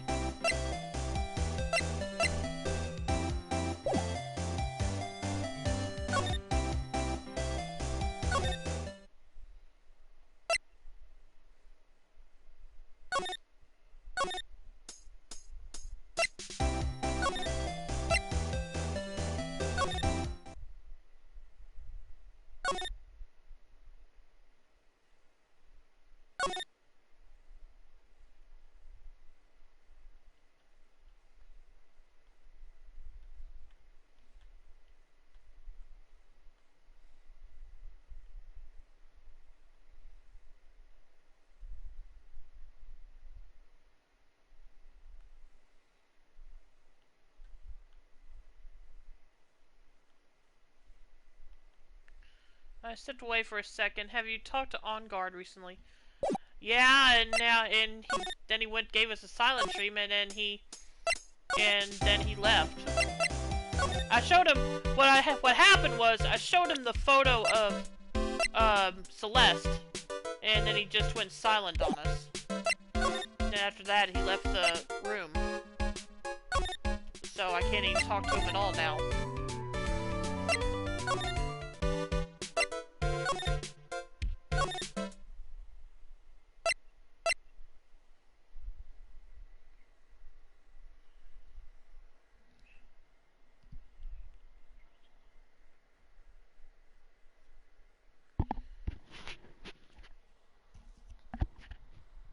Okay. Hope you heard what I said. I know my mic is a little far away from my face at the moment.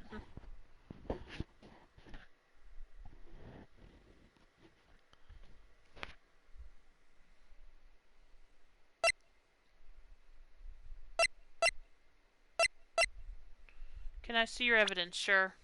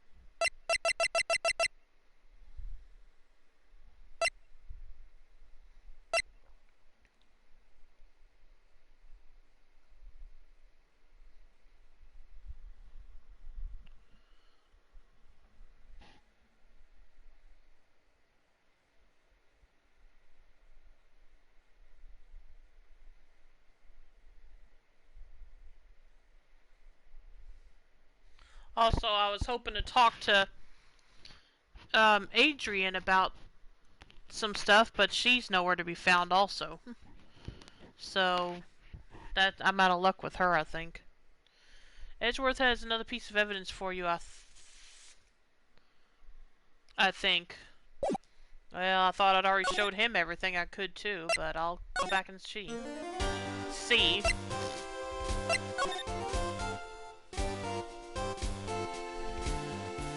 I was making sure there was nothing new. Oh! Okay. I didn't think there was nothing to talk to him about. Miss Impax's death was most certainly a suicide. Of that there is no mistake. However, we could not find her suicide note. That's when the police began to suspect that someone had hidden it. The suicide note? But how do you know Miss Impax had even written such a note? There was no solid evidence. However, we did find traces of ink on her right index finger, which makes the likelihood of a suicide note very high. But who would hide such a thing? The police think it was Mr. Juan Corrida himself. The victim?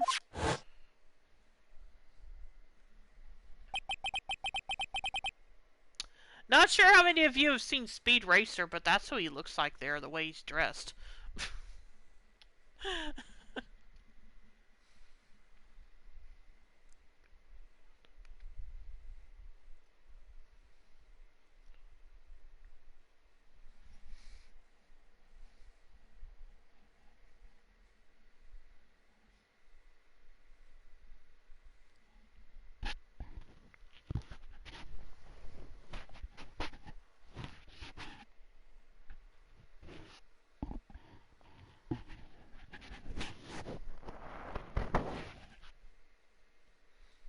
Cue Speed Racer. Ah, scream! Yep. Anyway, he was the one who found her body, which makes him the only person who had a chance to hide her suicide note. Mr. Corrida hid his own manager's suicide note. But why? As long as her note is missing, any speculation beyond this is meaningless. For now, I think you should look this over. This is the suicide report. Part 1, anyway. Part 1. Suicide report added to the court record. Deceased Celeste Impact, found by Juan Corrida. Was her suicide note hidden? Alright, let's take a look at that. Okay, we can't. Never mind. Do I need to show it to somebody? I don't like to look through reports. I like suicide reports even less. Worst of all, the reports that have multiple parts, like that one. That has 2. 2 parts? What you just handed me is the first part of the report. Here is the second part. For the record, suicide by real people is not funny. Oh, I wasn't laughing about that. I was just laughing at the way he was dressed in that picture.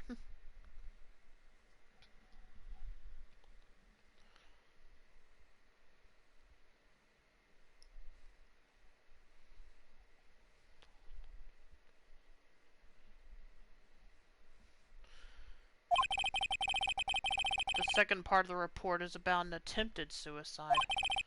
The attempter's name is Adrian Andrews. Miss Andrews? What did she do? I know, I just didn't want people to think I think it's funny. Oh, okay. No problem, I didn't think that. She tried to kill herself? Or that was Phoenix, sorry. She doesn't seem like the kind of person to try and kill herself, though.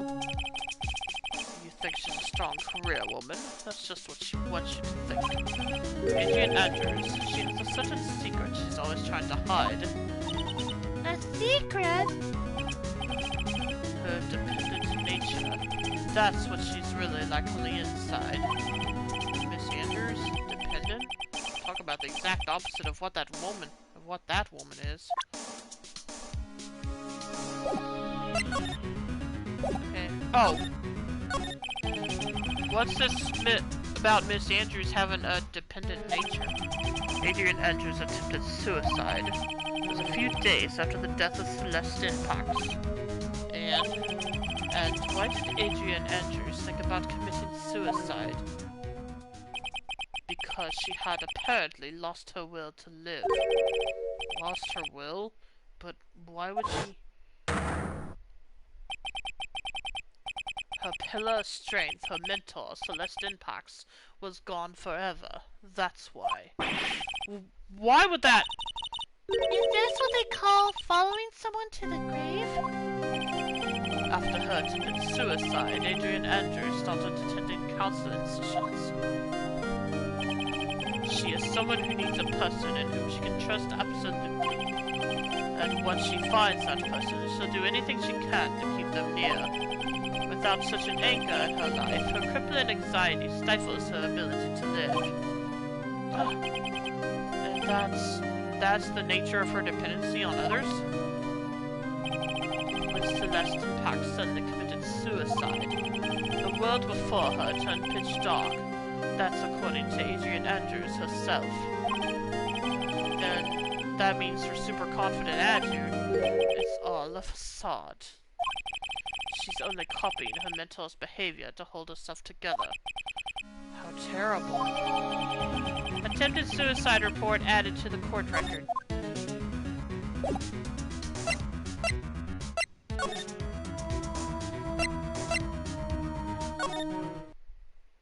Nope, still can't talk to him. I figured as much though.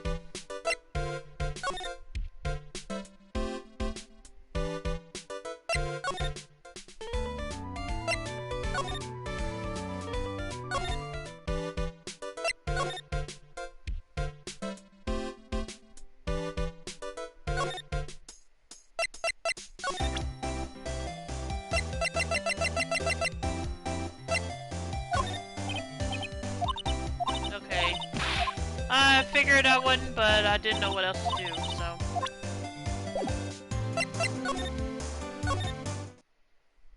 Oh.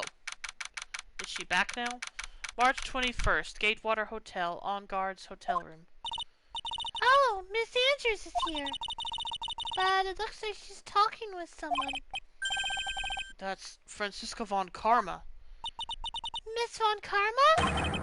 What are you doing here? Well, you see, I'm his lawyer, so...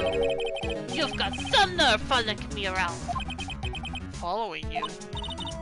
That's you, Miss Von Karma. You're the one doing the following. Pearls. You're always following after that Mr. Detective with a little beard. Me? Following after Scrappy. Don't make me laugh. Let me show you something interesting, little girl. Beep beep, beep beep, beep beep. Well, what is that? An electromagnetic receiver. I planted a tracking device on that detective. And with this, I know that fool's every move.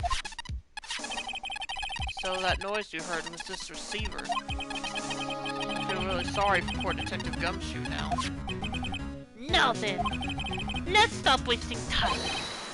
Adrian Andrews! Yes? Think hard about what we just discussed. Understood? Alright. What were those two talking about? Miss Andrews, she seems a little dazed, doesn't she?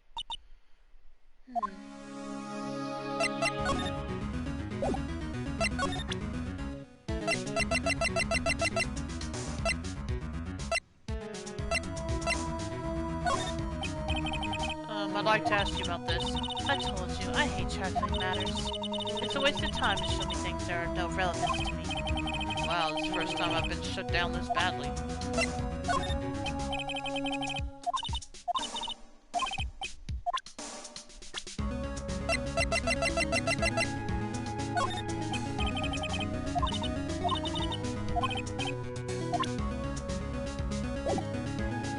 Oh wait, I forgot something.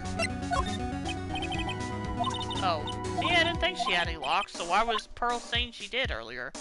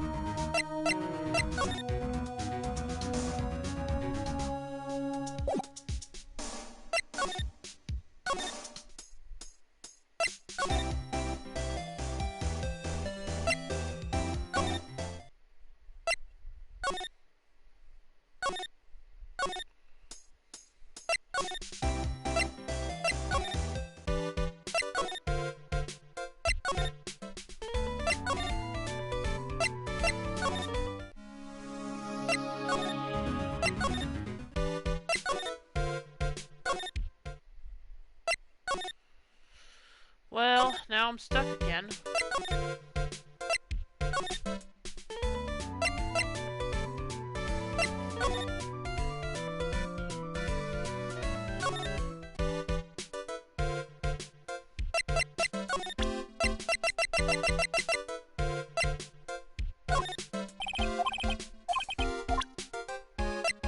I think you just need to break down her walls. Yeah, but I don't know how. I've already shown her everything I can think of. So I guess I'll just try everything in general.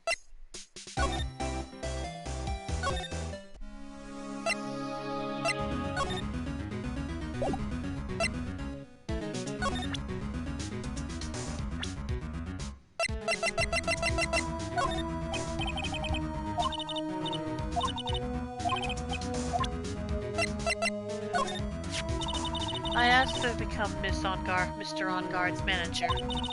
He's a pleasure to manage with his nice disposition. Mr. On-Guard does seem like a rather weak-willed man, always doing as he's told. He's always saying my manager, right, Mr. Nick?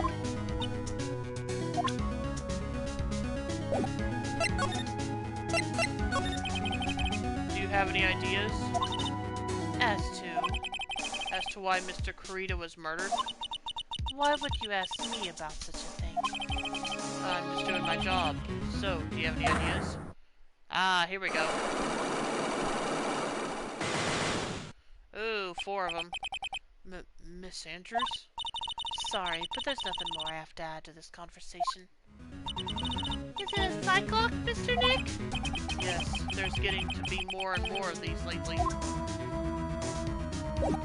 Okay, now let's do this. Take that!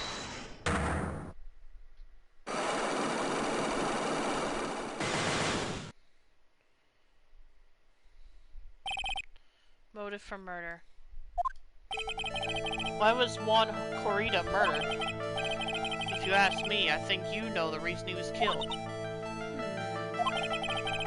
Why are you hiding things? Don't you realize you're putting Mr. On-Guard's life in danger by your actions? Why do you ask questions for which I have no answers? The truth is, I was not that close to Mr. Kurita. You were not that close? That's right. I've never been good at being intimate with another person. You are not good at being intimate with another person? Somehow I highly doubt that. Take that! You and Mr. Kurita had an intimate relationship, did you not? A silly third-rate tabloid article. If you even had half your wits about you, you wouldn't believe such rubbish. Well, it seems quite a few people have already bought into this story. Humph, as to be expected in a world filled with crooks and liars. Note self, stay on our good side. In any case, I despise interpersonal relationships like that. I see. However, what if there was a need for you to get close to someone? Me? Need to get close to Mr. Kurita? As if there was ever such a need. Didn't you get close to Mr. Kurita for this person's sake?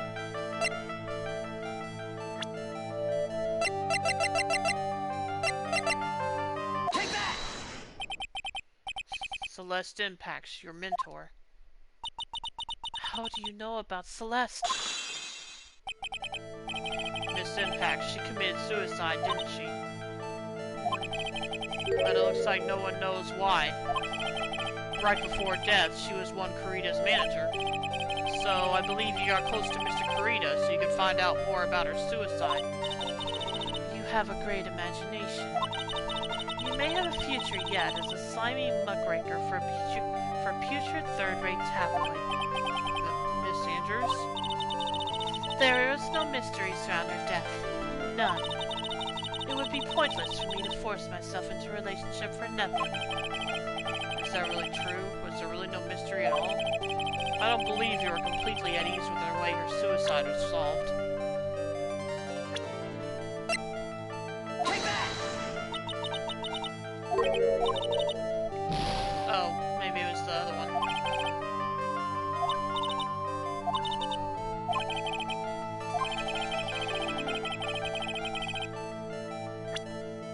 Take that! There we go. Miss Impact's suicide note was never found, was it? It looks like the police were under the suspicion that someone had hidden it. Yeah. Like maybe the person who discovered her body, Mr. Kurita. What? And Miss Andrews, I believe you thought the same thing. That is why you became intimate with Mr. Kurita. I've sat by quietly and listened to your insulting ramblings long enough. It's true that Celeste was my mentor. However, allow me to say this again. It had nothing to do with me. I didn't even know that her suicide note was never found. I'm a person who doesn't care about what goes on in the lives of others. That's the impression you like to give. However, I don't think that's who you really are. What? I have evidence that says otherwise.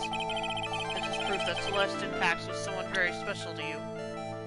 Can we talk about her character design? Yeah, sure.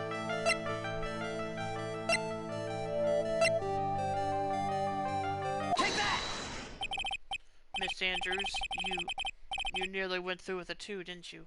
Her dress looks like it's painted on. Yeah, it does look a bit weird. Went through with what? Ending your life. Miss Andrews, you look and act like a very strong woman who has it all together. You don't ask for anyone's help, relying only on yourself. Yes, I've been very independent ever since I can remember. However, that is all just a lie, a facade. You've always searched out people on whom you can depend on.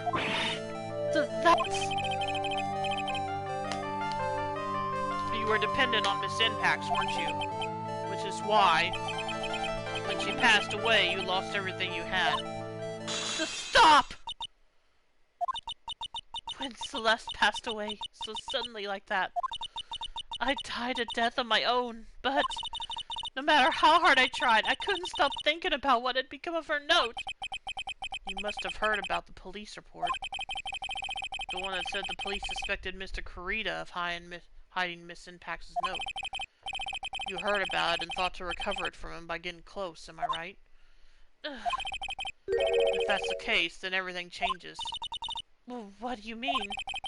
What topic did we start this conversation on again? It was, why was the victim killed? Exactly. Somehow, Miss Andrews, it seems that you have become the one with the reason to want Mr. Kurita dead. Me? Miss Impacts was everything to you. And then she died, and you would do anything to find out why she killed herself. Even commit murder. Murder?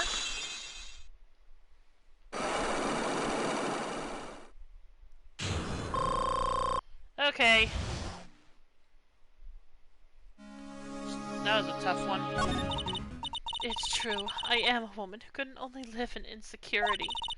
I'm physically small, and I don't really have a lot of self-confidence. I've pushed against all that, though. I've tried to live strongly. I never wanted anyone to find out the truth. Miss Andrews. This one thing. It's the one thing I wanted to take with me to the grave. It was my secret. Mine and mine alone. I'm sorry. You probably think I'm a worthless human being right now, don't you? Please, Miss Andrews. All I want to know is the truth. After Celeste passed away, I heard that someone had hidden her suicide note. And that someone was one Kurita. Celeste. Without her, I became scared. Everyone seemed like they were out to get me. So you got close to Mr. Kurita to recover his suicide note, correct? Looks like the tabloid reported the truth after all. Ironic, isn't it? Well, like they say, where there's smoke, there's fire. And if they purposely add fuel to the fire, they keep the celebrity world burning. But as for the suicide note, I didn't and wouldn't kill anyone for it. It just doesn't suit me, that's all. Well, that's enough for now. I still have work to do, so... I understand.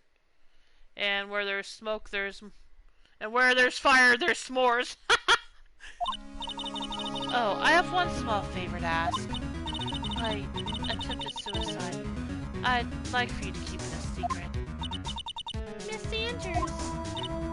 If people found out about my weakness, I would sooner choose to die than live.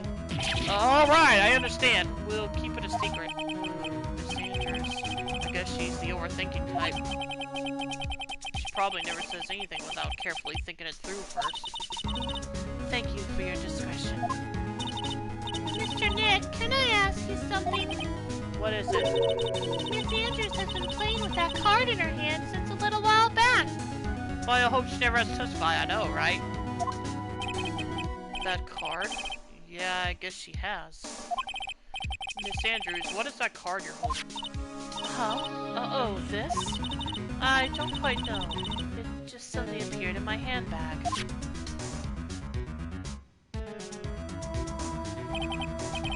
What is it? It looks like a seashell? That's what it looks like, doesn't it? I honestly don't remember owning this card. I wonder where I picked it up from. Or not remembering something clearly sounds like it would be a rare occurrence. Well, I must be off. I leave Mr. Onguard in your capable hands.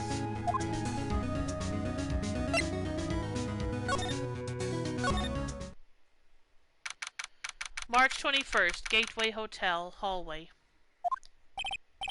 Well, I think we've gathered about all we can. Well, what about Mystic Maya? Is she alright? Oh, Pearls, she looks so worn out by all this. She hasn't slept at all and has been walking all over the place with me today. What's wrong, Mr. Nick? Let's go back to the office for a little while. You're really tired, right?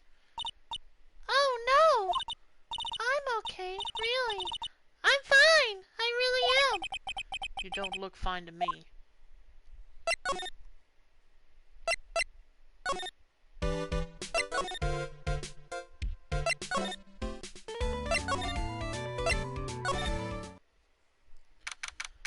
March 21st, Wright and Company Law Offices. So, what now? Well, we did find one thing out for sure. Miss Andrews has a motive. You mean Miss Syntax's suicide note? That's right. She was also the one to discover the victim's body. Clever. Beep, beep, beep. Ah, Mr. Nick, the transceiver! Beep. Hello? Wright and Company Law Offices. Mr. Attorney, you're not answering a phone. Maya! Where's Maya? As I promised, I have not gone within a few feet of her this whole time. Phew. Which is why, I suppose, she is absolutely famished. Well, what? So I suggest you win a quick acquittal, my friend. At any cost, wouldn't you agree? Wait! Maya! Let me hear her! Very well. Ask my Maya, is that you? sis. Ask my sis. Beep. Maya! Maya! Damn it, he cut me off! Mystic Maya said, ask my sis, didn't she? Sis? What does she mean by that? Come on, Phoenix. You're a hopeless one. So sorry. Ah! Mia! I have a message from Maya. So come, ask me anything you want about her. How's Maya? She's safe, for now. That kidnapper is one to keep his word, it seems. I'm glad to hear she's safe. But Mia, how did you know? As soon as she was locked up, Maya called for me. I read the note she left. Then I gathered as much information about her surroundings as I could. I didn't know you could use spirit channeling like that. Pretty smart of her. The kidnapper! What's he like? I don't know. Apparently, Maya went to answer a phone call at the hotel and was drugged there. And? She didn't see the face of her attacker. Ugh. Maya is locked up in a very dark place right now. I'll tell you everything I heard when I was with her. When you were with her? Date unknown, time unknown, location unknown.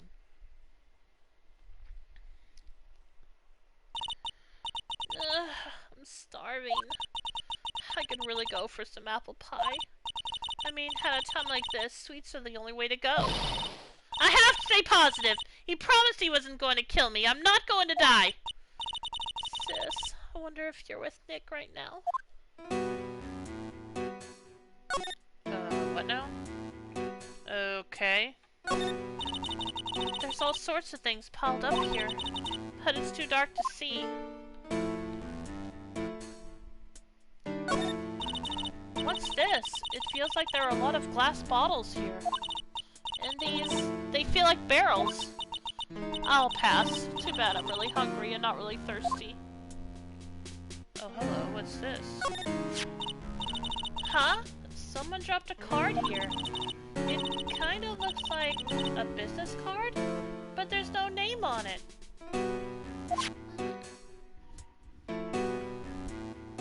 Interesting. It's a picture of a seashell, I think. What a strange card.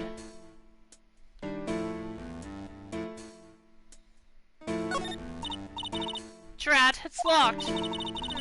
But the store's lock seems easy enough to open. The plot thickens indeed. On TV, the hero always uses a plastic card or a stiff piece of cardboard. Then, click, they magically open the door. I wonder if there's a card like that around here I could use. Ah, that's it! This shell card. If I use this, maybe I can get the door open. This might be my key out of here. I had a feeling this card might be useful. I'm such a genius. Alright, now if you'll excuse me, Mr. Kidnapper. Click. I did it! Okay, now I'm getting the heck out of here. I shouldn't keep Nick waiting, or worried. Surely not. Surely that's not going to be that easy. To be continued.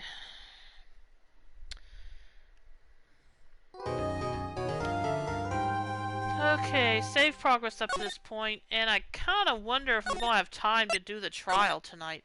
Because I know I should be able to stream tomorrow night. Friday is when it looks really bad. So, what do you think? You think I would be able to get through in an hour and a half, or should I at least try and then save if I don't? I don't know.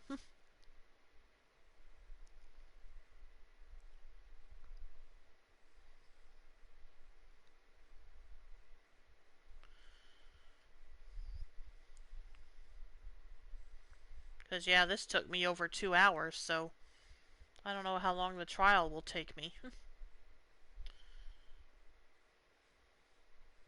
And if the ransom is right, I only have this one day to get him acquitted. You have 2 witnesses, additional rundown by Gumshoe, then Old Bag. Oh boy, that does sound like it might take a while.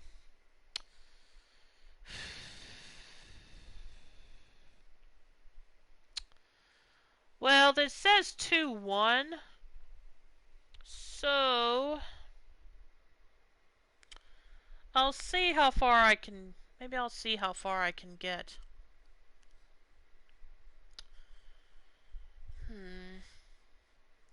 Unless anyone here thinks that I wouldn't be able to get through the first part of the trial in just an hour and a half.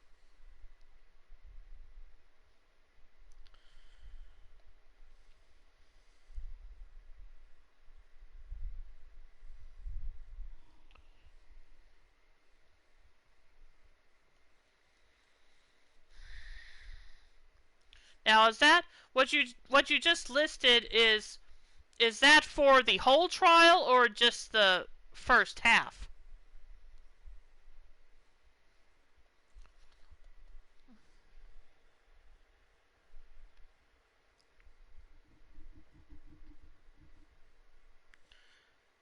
For this chapter.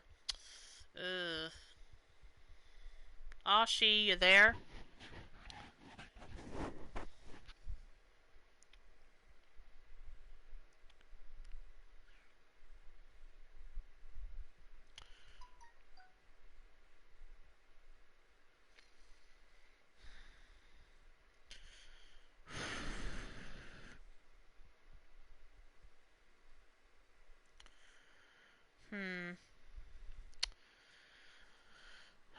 really do have doubts that I would even be able to get through the first half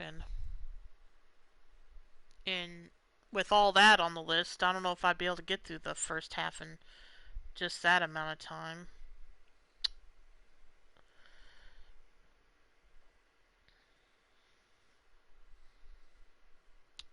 And as I said, I know for sure I'll be able to stream tomorrow night. We have the storms I've heard about were taken out of tomorrow. So, and I guess Ashi's not there. Or if he is, he's busy.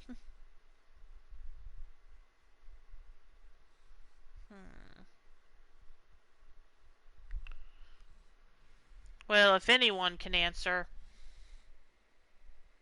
on what they think I should do. And, well, I'm going to go ahead and, either way, I'm going to go ahead and take a short break. I'll be right back. So if there's anything you need to do during that time, now would be a good time. And I'll be back shortly. If anyone wants to give advice on what I should do while I'm gone, I'd appreciate it. If not, I guess when I get back, I'll just continue and see how I do. So, see you in a bit.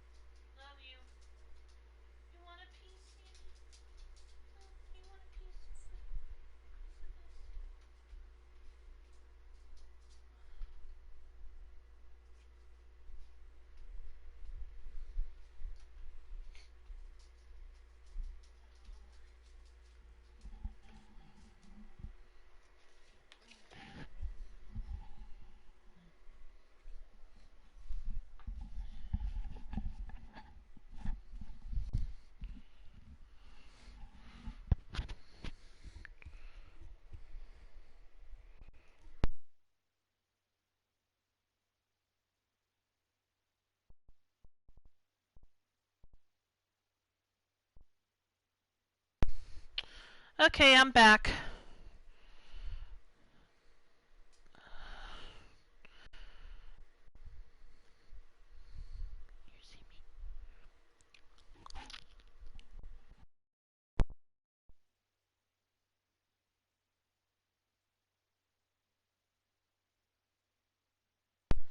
Thanks. Okay, like I said, I'll go ahead and continue and see what I can get done.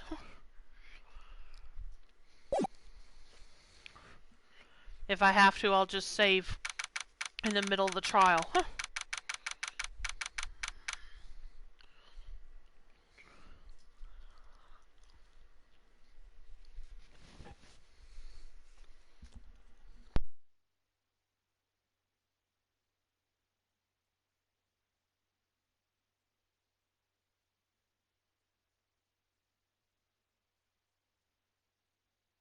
March 22nd, 9:47 a.m.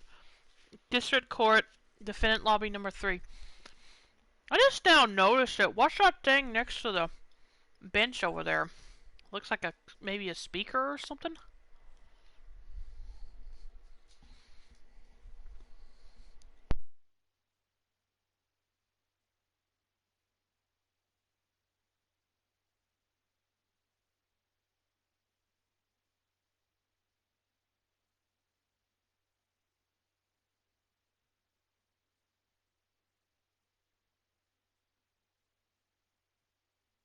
Probably a place to put out cigarettes. I didn't know they allowed smoking well, I guess, yeah, they do allow smoking indoors in some places in Japan.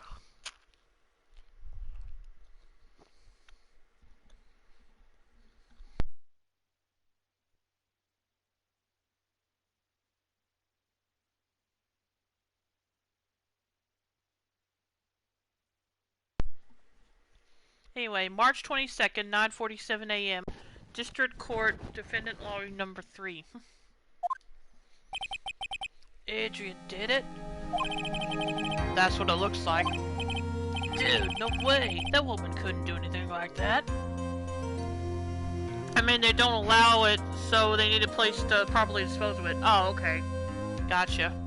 I guess I was kind of in the mindset that they wouldn't even let someone inside with one, but I guess so. If they put it out quickly enough.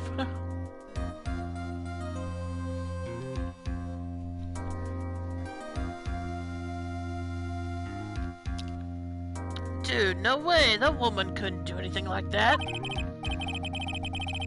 In court today, there will be a mountain of evidence that will implicate you. A mountain of evidence? I'm certain there is someone out there trying very hard to pin this whole thing on you. Please, Mr. Lawyer. Dude, like I said yesterday, I'm refreshing like a spring breeze, alright? I can't let any sort of scandal ruin that. I understand. Well, it's almost time. Oh, it's Mia. Mia. We must get a complete acquittal today. I know. But I can't focus on Maya's situation right now. Or Pearl's either. No matter what, I have to focus on winning this case by the end of the day. Indeed. Well, let's get going. Beep, beep, beep. It's him. Beep. This is Wright. Still can't get used to how she looks with Pearl's hair. Yeah, it is a bit weird. Good morning. This is it, Mr. Attorney. The day of the trial. Maya, she's unharmed, right? Well... when I checked on her earlier this morning, she seemed a bit, how shall we say, tired.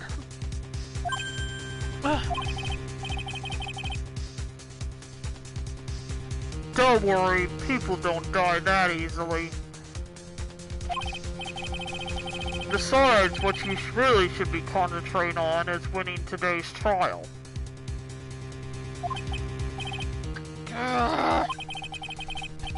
For my sake as well as yours, you must win today's trial. Which is why I sent you a little present this morning. Present? What in the world would you want to give me? You'll figure it out once the trial starts. And then if you don't like my gift, I expect you to graciously accept it and win the day's contest. If you please. Wait! Beep. The kidnapper sent me a present? Mr. Lawyer Dude? Who is that?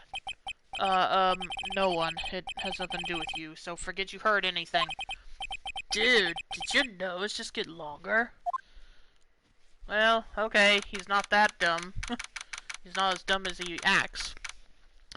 Just win. Okay, thanks, Sashi. I needed your advice a little earlier, but too late now. I'm already in this now. I'm already in the thick of it. It's fine, though. I'm just going on. March 22nd, 10 a.m., District Court, Courtroom number 3.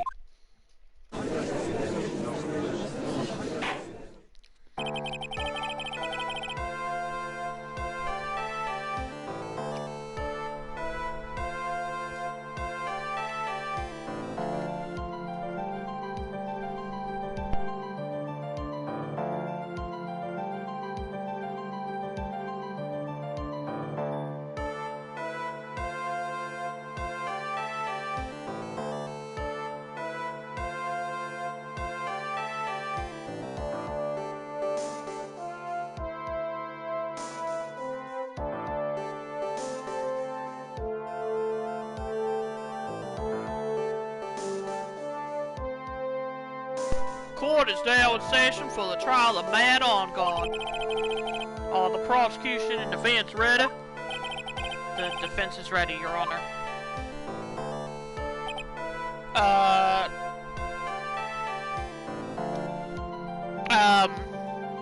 Okay. I say, Mr. Wright, what happened to Miss Von Karma? I don't know, Your Honor. Are you getting mad at me? Your Honor! Please be quiet, bailiff. Court is in session. If you must tell me something, please keep it brief. Now then, what is it? Ooh, I got a bad feeling. Prosecutor Von Karma has Phoenix of default victories. That'll be that easy, but... Oh gosh, just a sec.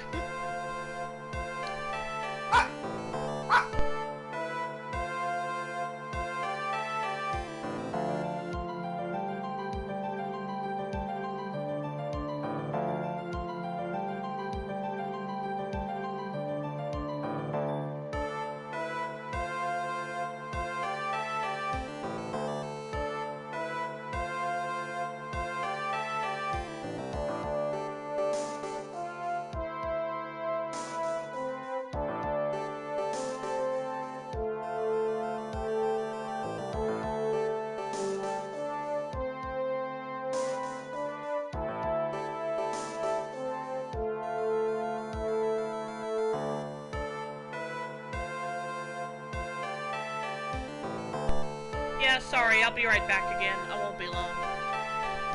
We'll find out what happened to Francisca after this.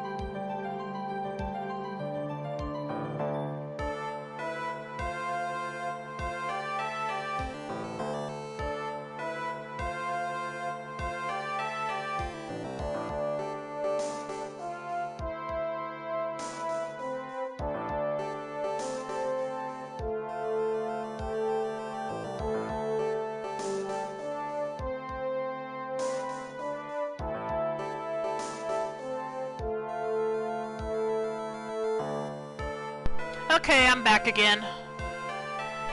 Prosecutor Von Karma has... This morning, Miss Von Karma was shot by an... Oh my gosh. By an unknown gunman. Damn. What? Shot? Somehow, I think this is the present that man was talking about. His present? Miss Von Karma is one of the top prosecutors in the country at the moment. If she were to disappear, it would be to your advantage. This is totally insane! Miss Von Karma, is she alright? I don't have that answer. She's alive in unstable condition. That's good. Phew. You're... I thought he'd show up. And he's... Well, I guess he has to be for now. I was wondering why he's on the witness stand, but he hasn't officially been allowed to be the prosecutor on the case yet, so I guess he has to be for now. Your Honor, due to the circumstances, Miss Francisca Von Karma cannot appear in court today. I, Miles Edgeworth, will be taking her place. The prosecution is ready, naturally.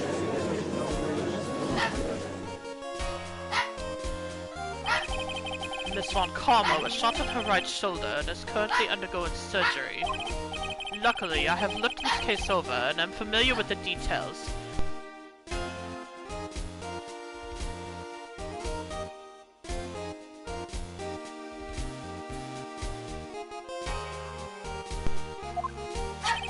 The prosecution seeks to prove the guilt of Mr. Matt on guard. The court acknowledges prosecution. Right. I finally found the answer I was struggling for on my long journey this past year. By the time this case comes to an end, you too will know the answer.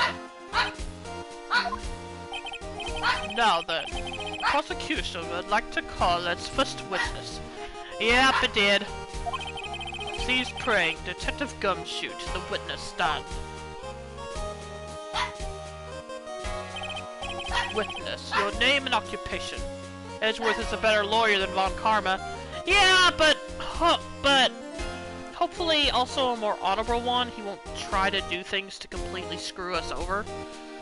So we'll see. But as you said, maybe that's just further proof that he is the better one, that he doesn't have to rely on tricks like that. Witness, your name and occupation. My name's Dick Gumshoe, sir.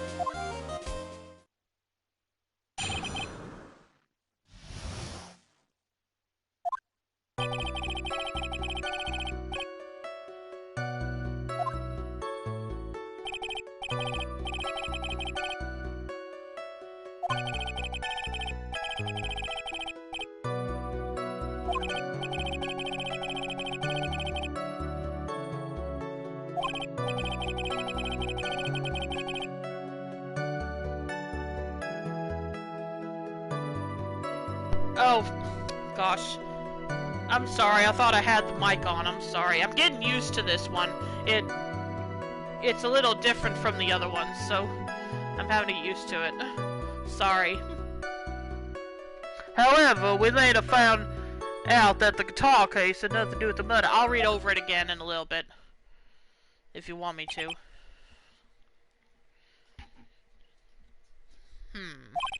After the award ceremony ended, the victim was alone in his room. Yes, sir. Both the victim and the defendant went alone in their rooms, sir. I see. Mr. Wright, you may begin your cross-examination.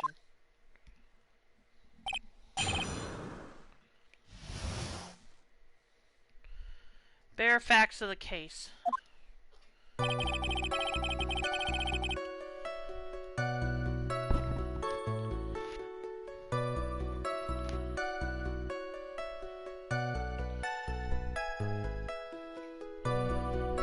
Soup, are you there? Are you hearing me?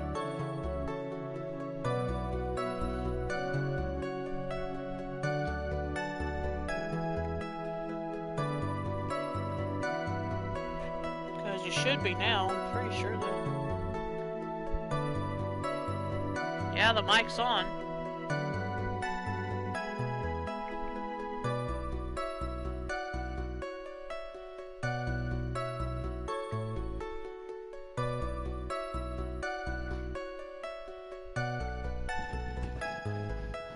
Well, I'm not going to continue until I'm sure everyone's hearing me. So, just a sec. Okay, it's fine. Ha ha ha, very funny, Ashi. Okay, this murder. Okay, let's see. Sammy Hush.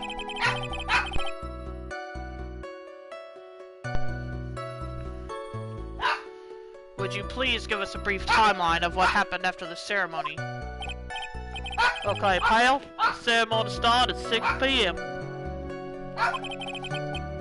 It ended around 8 p.m. and then there was a short break. A special post-ceremony show was supposed to start in the lobby 30 minutes later. And that's when the victim's body was found, correct? Which is to say, the murder occurred during that 30-minute break period. Please continue with your testimony, detective. The victim, Juan Corrida, was found dead in his hotel room. The person who discovered the victim's body was Adrian Andrews, correct? Yeah. Who is this Adrian Andrews you're talking about? She's the defendant, Matt On-Guard's manager. She's a real pretty lady, sir. Ah, so she's a pretty lady. I wonder if she'll grace us with her presence. Yeah, Judge. Might want to be glad Francisca's not here right now. She probably would have immediately whipped you for that. When the post-ceremony show was about to start, she went to get Mr. On-Guard. After visiting his room, she next went to the victim's room to get him for the show, sir. I see. And that's when she found the victim's body. After looking into the cause of death, we believe he was definitely murdered, sir. The cause of death, wasn't that because Mr. Corrida was stabbed in the chest? Only a careless amateur would believe something so brainless as that, pal. I beg your pardon. She went to get Mr. On-Guard because he wants to know if Max's ample bust was larger than his. He couldn't have that. Okay. Now, again, I beg your pardon, Gumshoe. Take a good hard look at the crime photo. I know, the knife's barely in there. Whatever. Now, real pro's attention will be drawn here to this bandana. Oh, I didn't even notice that. You heard him, only clues in. Oh, quiet! Quiet in the peanut gallery! Anyway, but yeah, I see what he's talking about now. Now, real pro's attention will be drawn here to this bandana. banana. Okay, now who's the clueless amateur? His bandana, sir. That's the thing wrapped tightly around his neck, sir. Oh, yes, I see. His banana-scented bandana. Then, what about the knife? It seems to have been stuck in the victim's chest on purpose after his death. We have a crafty murderer on our hands here. Time of death, 8:15 p.m. Cause, strangled with a scarf, then stabbed with a knife. Yeah, but that would mean that the knife wasn't the cause of death, right? Autopsy report added to the court record. At first, we thought there was something suspicious about the empty guitar case. And why did you think that? Because it was empty, pal. The Jammin' Ninja doesn't go anywhere without his bright red guitar, and we couldn't find it anywhere at the scene of the crime. Oh, then how about this theory? A real fan wanted the guitar and did the crime to get it. How's that? We thought of that too, but... The only fingerprints on the guitar case were the victims. Only the victims, huh? I see. So much for my theory then. And this is why you are and this is why you're the judge and we're the lawyers. Or detectives, whatever.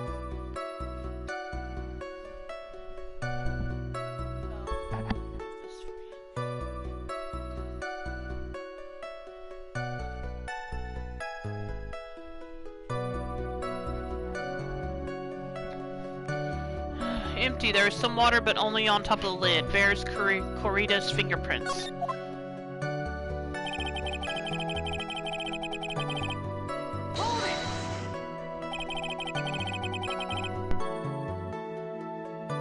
What convinced you it had nothing to do with the case? Yes, he's the judge and you're the law-talking guy. Yeah, pretty much.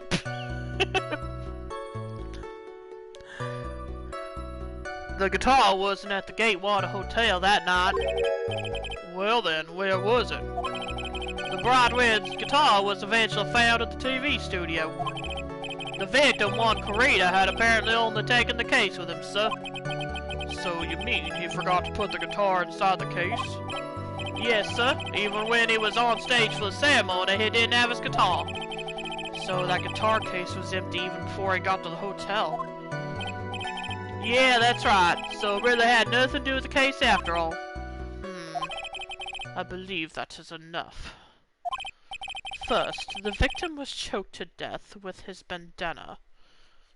Yes, bandana. And it doesn't smell like bananas. When the judge says he has a brilliant theory, your response is, yes, Your Honor, your talents are wasted here when you should be on the Japanifornia Supreme Court.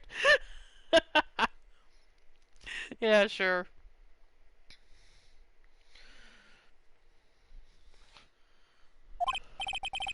Then, after the victim was dead, the killer deliberately stabbed him with a knife. Okay, gotta say, as much as I like voicing Von Karma, probably is a nice break to have to be voicing Edgeworth instead. Which brings me to my next point. You know the old joke, what do you call an attorney with an IQ of 10? Counselor. Ouch. Which brings me to... What do you call an attorney with an IQ of 15? Your Honor. Wow. No, I never heard that joke, but that's pretty good. Which brings me to my next point. Why, then, did the police arrest Matt Ongod? Because there was reason enough to suspect him.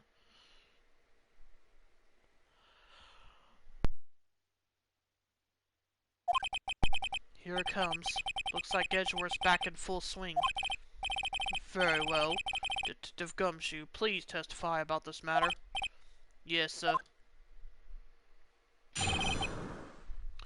An attorney is someone who knows a little about a lot and learns less and less about more and more until they know nothing about everything. Oh, Poor Phoenix. Okay. Why arrest On Guard? Mad On Guard and Juan Corrado were huge rivals with each other. An expert is someone who knows a lot about a little and learns more and more about less and less until they know everything about nothing. Okay. Gotcha. So... Okay. They each thought the other guy was in his way. That's motive enough in my book. As for evidence, there's a jam in Ninja's butt. It was ripped off of the ninja costume and was found in Mr. On Guard's Hakama.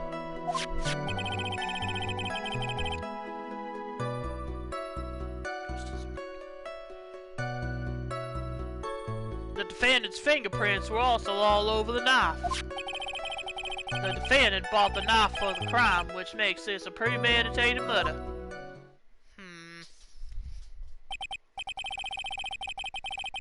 So the defendant's fingerprints were found on the knife used in the stabbing. It was sort of a sticky on the handle, so the fingerprints came out pretty clearly, sir.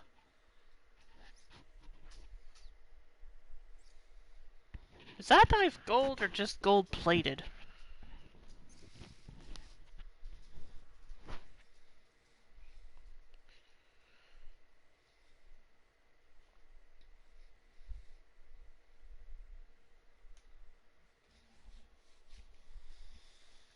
I know, most likely gold-plated, but in a fancy hotel like that, you never know. A judge is someone who starts out knowing everything and ends up knowing nothing, mainly due to attorneys and experts.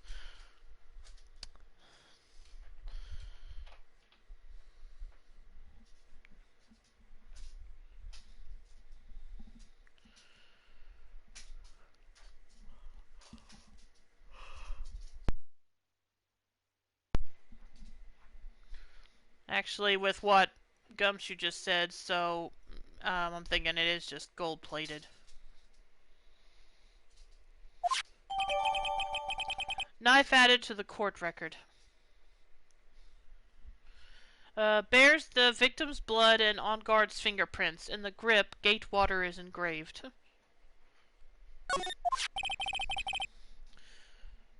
And there's this button. That was found in the defendant's clothes, was it? And is this button also covered in blood?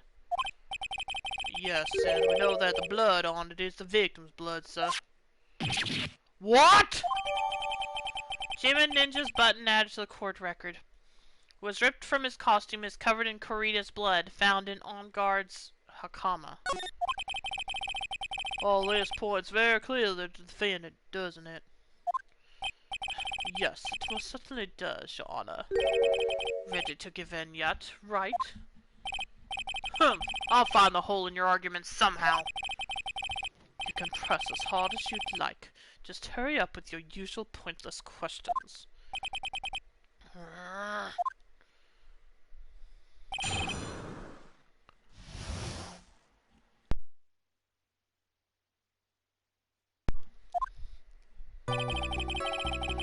Mad On Guard and Juan Corrado. Well, no, don't need to read again this time. But in terms of popularity, Mr. On Guard won, did he not? Yeah, but you know what's ironic, pal? Juan Corrado was always one step behind Mr. On Guard and everything. This year seemed like it finally caught up, ready for the big final showdown. But Mr. Corrado lost the Grand Prix in the end. That is too bad. He must have been pretty downhearted after losing.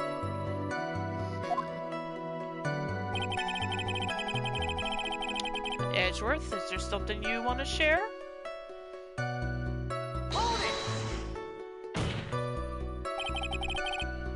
Wait, just 1 second here. Mr. On Guard was beating Mr. Kurita in the popularity polls. Well, yeah, I guess, but... Which means that in the defendant's eyes, the victim was not a rival at all. Which means he had no motive to kill at all. There must have been something. Yes, I quite agree. Well, detective? It's not, well... I guess if you put it that way, then yeah. the defendant would have had no motive. Objection! Detective, I begin to see why you were fired. There must have been something. Did you just say your client must have had a motive to commit murder? I don't know. Oh. I don't know. I don't know. I don't know what I'm saying right now.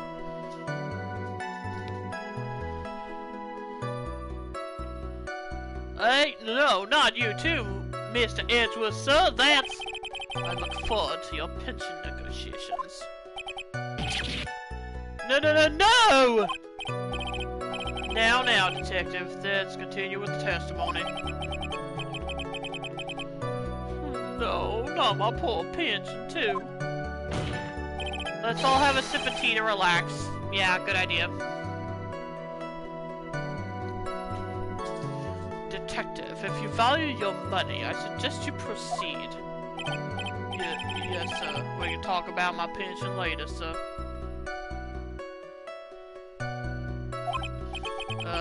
What about what I was saying? Hello? Anyone?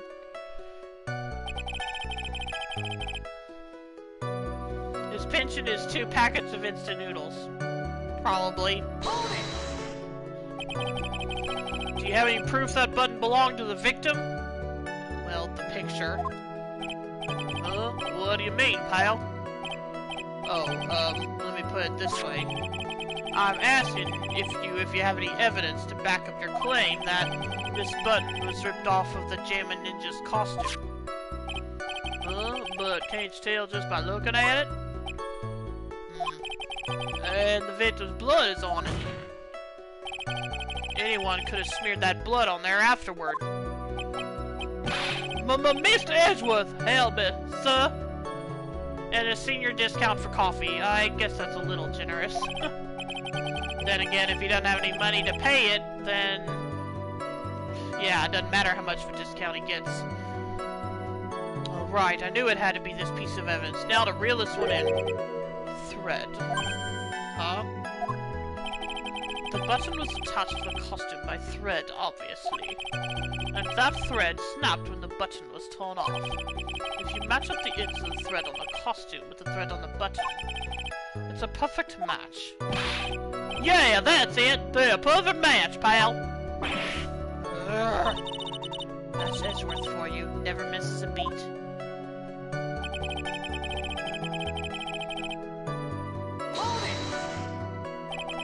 When was this button found? Pretty soon after the bottle was found, we rounded up everyone who knew Mr. Corita. And then we did a search on them all. That's when we found the button. So it was almost immediately after the murder.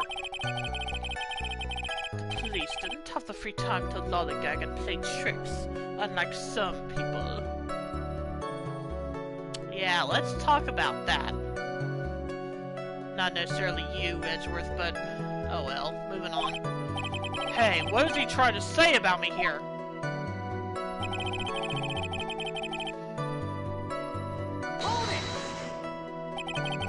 How were the fingerprints arranged on the knife?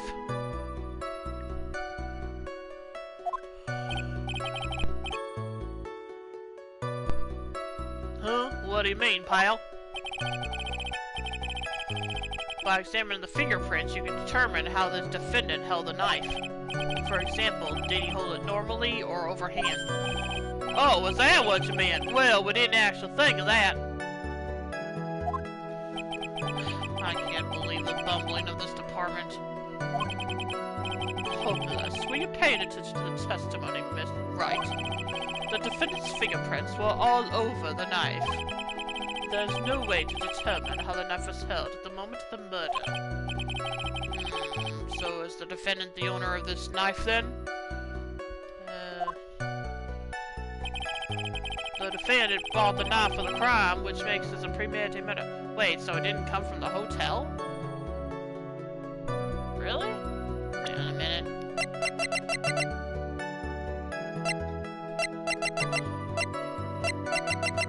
Gosh, I got all these mixed up now. Okay, here we go. Oh no, that wasn't the... Oh, forget it. Hold it!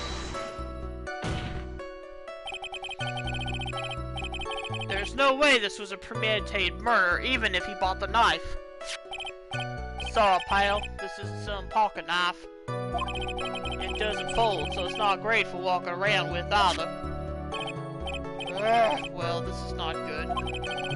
If the prosecution can prove it was a premeditated murder, we're done for. Phoenix. Yes. There's something very interesting about what the detective said just now. Think carefully before it's too late. A button covered in the victim's blood, and a knife with on guard's fingerprints. Be careful, if the judge were more rash, he would have already pounded his gavel in closing. We're still in a world of trouble. Well, before any battle, you must find your enemy's weakness.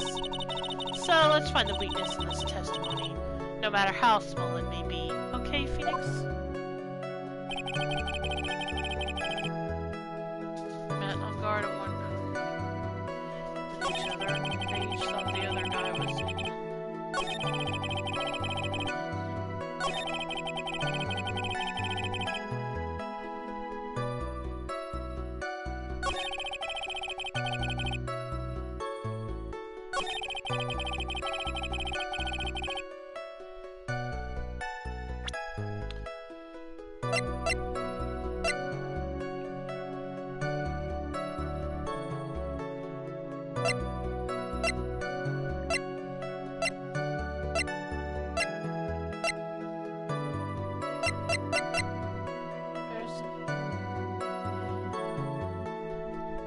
Objection!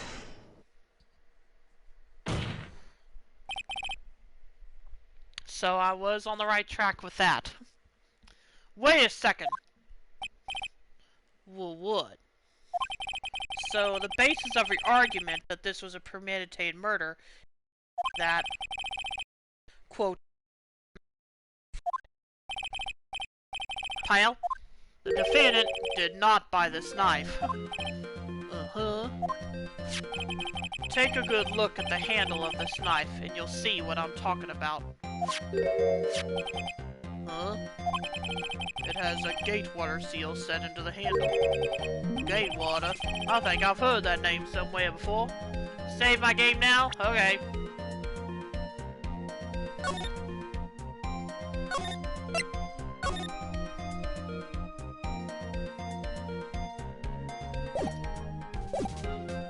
Gatewater? I think I've heard that name somewhere before. And that's the name of the hotel. The Gatewater Hotel. Uh-oh. Uh-oh.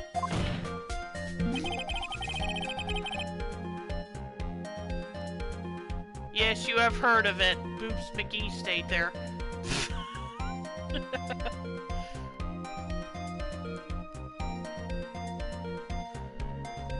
The murder knife was actually property of the hotel, which means this murder was not premeditated. Yes, that's very true. This is a very big... Well, what is it, Mr. Edgeworth? I'm sorry, but the defense is simply too callous. What? I think whether the crime was premeditated or not has already been determined. How so? I admit, this knife is hotel property. There is no one currently on the police force that is dumb enough not to realize this. But I didn't know. Oh. Poor Gumshoe. The question is, where did this knife come from? Well, why, that's obvious. It came from the victim, Mr. Corita's room. Sorry, Your Honor, but that is incorrect. The victim ate a last meal before he was murdered. With that being the case, I would like to draw the court's attention to what is on top of the table. Ah. There's a knife and a fork on the table. Then, where in the world did this knife come from? If the I would like for us to recall the room of the defendant, Mr. Matt Onboard. Right. Especially what was on top of his table. There is something missing. Perhaps it is a single knife?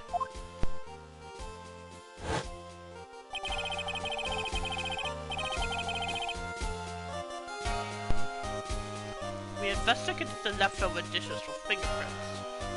And while we were investigating, we came to the conclusion that Mr. Matt Ongoard's knife was missing.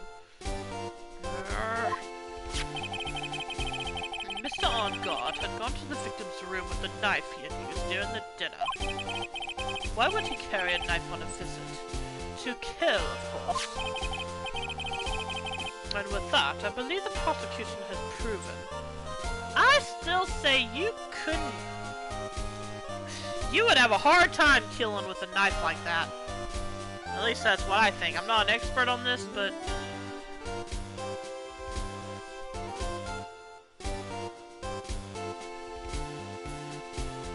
Especially the way it was stabbed into him at the scene. Oh well. With that, I believe the prosecution has proven this was a premeditated murder.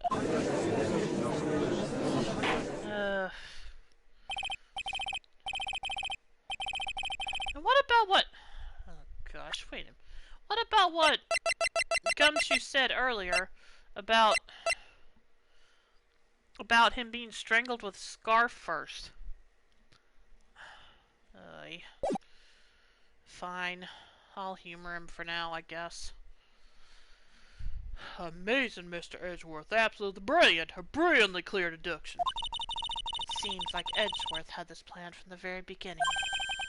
This must be one of those traps, and I just walked headlong into it. A murder weapon with fingerprints and a button from the victim's costume. There's quite a sizable amount of evidence here. I can safely say that any further deliberation is a waste of your honest time. Although, I wouldn't mind if the defense were to present evidence not yet shown to the court. Evidence not yet shown? It's evidence that the court hasn't seen yet. In other words, new evidence. Totally getting Danganronpa vibes from this, yeah. What does the defense have to say about this, Mr. Wright? Well... Phoenix. The judge is favoring the prosecution right now. If we answer with something wrong here, that gavel of his will be ringing out to the sound of our defeat. Mr. Wright, do you have something important and necessary to present to this court? Okay, I'm gonna save here.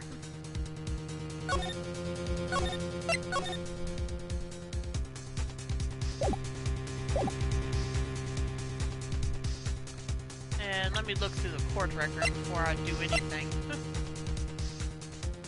Do you have something important and necessary to present to this court?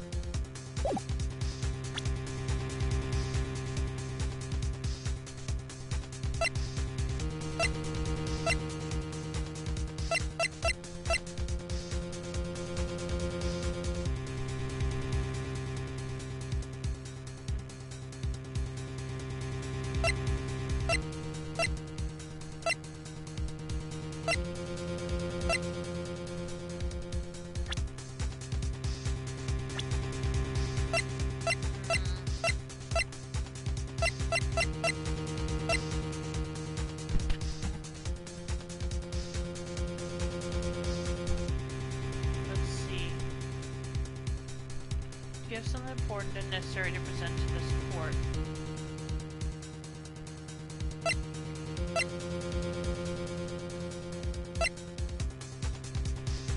There's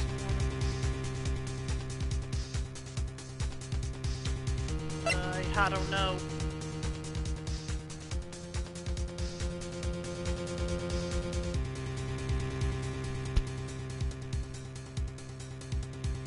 I honestly was not prepared for this part, so I don't know.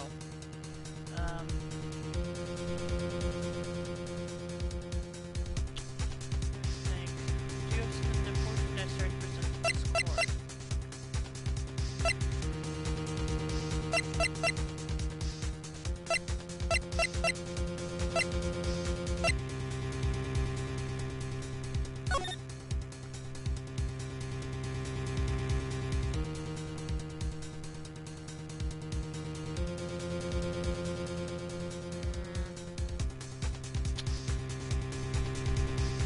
Yeah, just a hint. Okay,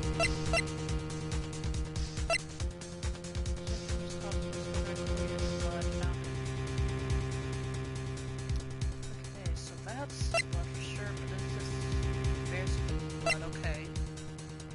Straight up the scarf.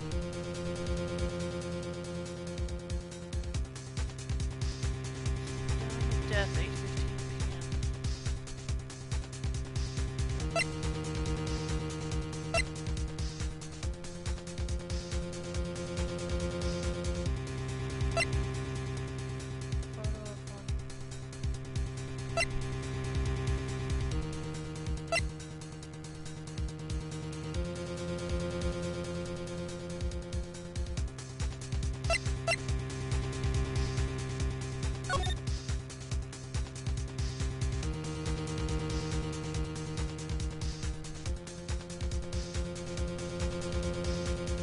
There's one thing at the crime scene that isn't like everything else. Right. Okay, I think I get what you're saying. One thing at the crime scene that isn't like everything else. Yeah, here goes. Oh, wait. Yeah, I'm getting ahead of myself. I forgot I had to do this first. Tomato juice, lol. Yeah, I know. Yeah, I actually joked earlier that I wondered if 4Kids actually did the localization for these games. There's one. One piece of evidence that catches my attention. Something that this court is yet to see. Mr. Wright, I will say this one more time. I do not feel this trial needs to continue at all. However, I am giving you one chance, and only one. What the judges say, Wright, is don't try pulling one of your usual bluffs here. If I mess this up, it's curtains for all of us. You may now present one and only one piece of evidence. Now then, what is this important evidence that you must show to the court? Well, here goes. Hope I'm right. Take that! This is a wine glass, is it not? Please look at the photo of the crime scene one more time. The scene is a mess because of the victim's struggle against his assailant. No, it's a juice glass! Yeah, well, he could have wanted to drink juice in it. You never know. Maybe he doesn't like alcohol.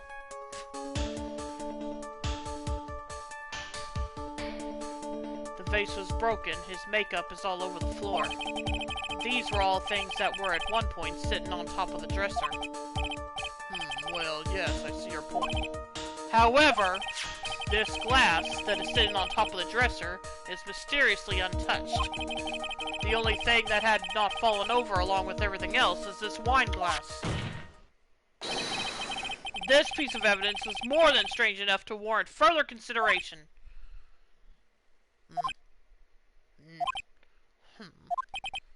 Well, what do you all have to say? Well, yes, it is a little peculiar. Yes, isn't it? I thought it was. You can stop looking at me with those puppy dog eyes of yours now. Mr. Edgeworth, what is it, your opinion? You don't need my opinion, because there is no special meaning to that glass. What? It's safe to say that the glass was set there after the crime took place. By the person who discovered the body, Adrian Andrews, for example. She could have easily been so shocked that she set the glass down without thinking.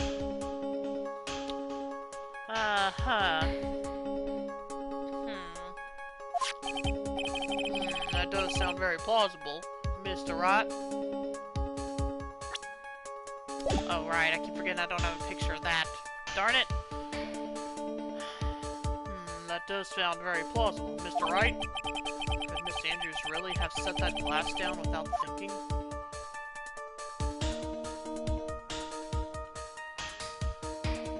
Yeah, I'd say there's no way. I think I'll save just to be sure, but I'm pretty sure there isn't.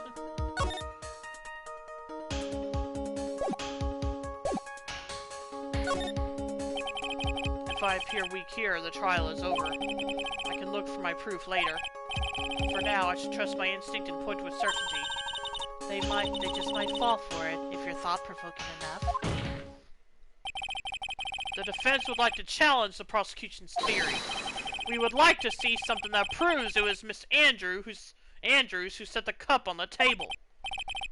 You've turned the situation on its head yet again, as usual. Mr. Edgeworth, do you have any proof to back up your claim? There's no way he has any, he's just bluffing. Unlike Mr. Wright, I never say anything unless I have the evidence to support it. What? You're not thinking hard enough today, Wright. Did you think this wine glass escaped my notice? Then, of course it has been thoroughly inspected for fingerprints. Fingerprints? There were only one set of fingerprints left on this wine glass. Only one? Well, whose were they? They were not the victims, nor the defendants. Rather, they were of one Adrian Andrews. What?! Okay, so we know it has Adrian's fingerprints now.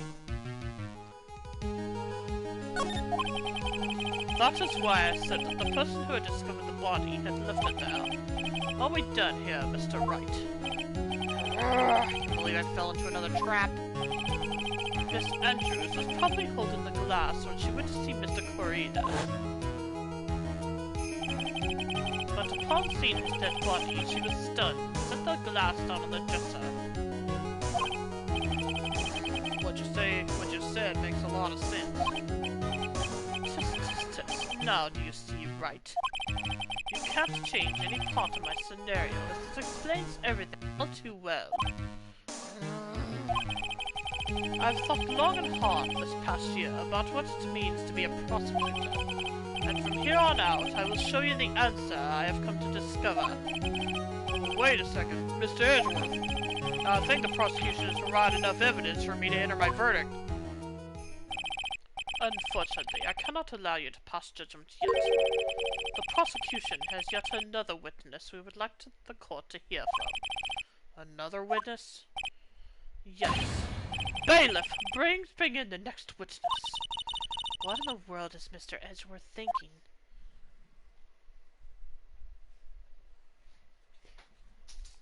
Oh, gosh, dang it. Okay, I knew I was gonna have to deal with her, but could she take off the damn helmet? Oh, wait. No, actually, this is gonna be good. This is gonna be good. So, never mind what I just said. This is gonna be good. I feel like... Yeah, okay. Here's my thing. Edgeworth read over the details of the case, but Von Karma was not able to tell him what witnesses she rounded up. What witnesses she rounded up to take the stand. Exactly. He doesn't know, he lacks the critical information, exactly. So this is gonna be good. Okay. Now then, witness, please state your name and occupation.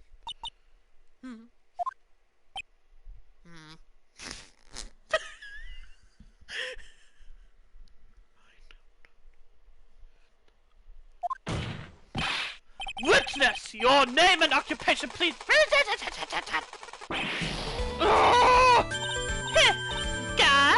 Gotcha. I knew it, he's done.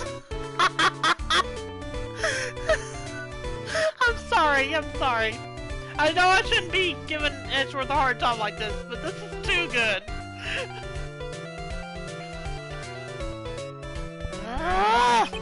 I wonder what happened to that calm composure he had earlier. Critical information downloaded.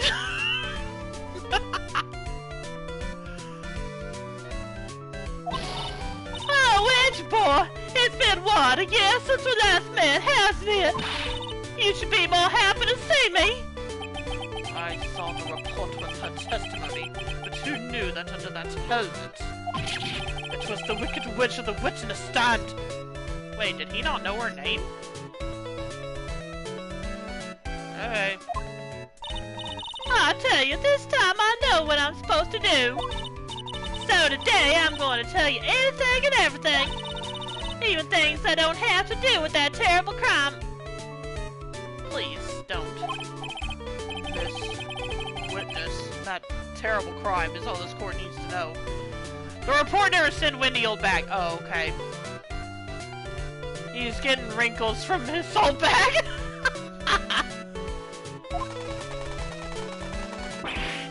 Oof! Shush! I'm talking to my dear Edgy Wedgie right now. Edgy Wedge. Don't interrupt us, Gramps. Yes, madam. No, no, no. Please, by all means, interrupt her. Please! Anyway, witness, your testimony, please. It's true what they say, that you're the hot-headed nowadays. Not that I mind at all, Edgy. Now then, what should I start with? The witness was on security detail at the hotel on the night of the murder. Is this correct, Miss Oldbag? It was a great job being able to see my dear one. It was almost too much for my little heart to handle. You mean you were a fan of the victim? Look, everyone is crazy over that on guard, seeing his cute in a fresh way or something. But not me. I wouldn't say anything so silly. After all, I have no interest in a little child like him. I'm only interested in a real man, one creator. But those two were the same age. Okay! Were they? How old were they? 21, 20... Okay. And... Wendy was in fact the 5th and rejected member of the Golden Girls? Yeah, I can see why.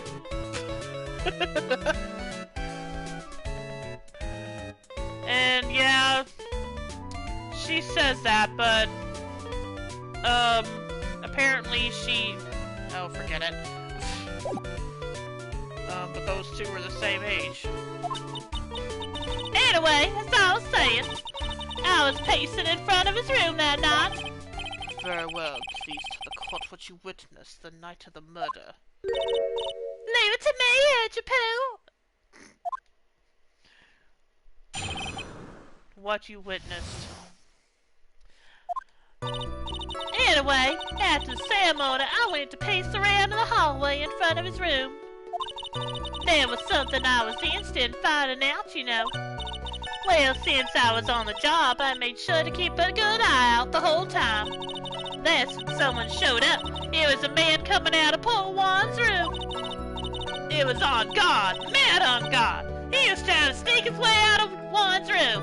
Juan looks like 20 years older. That's true. But I'm also thinking about how young Edgeworth is, and like I said, forget it.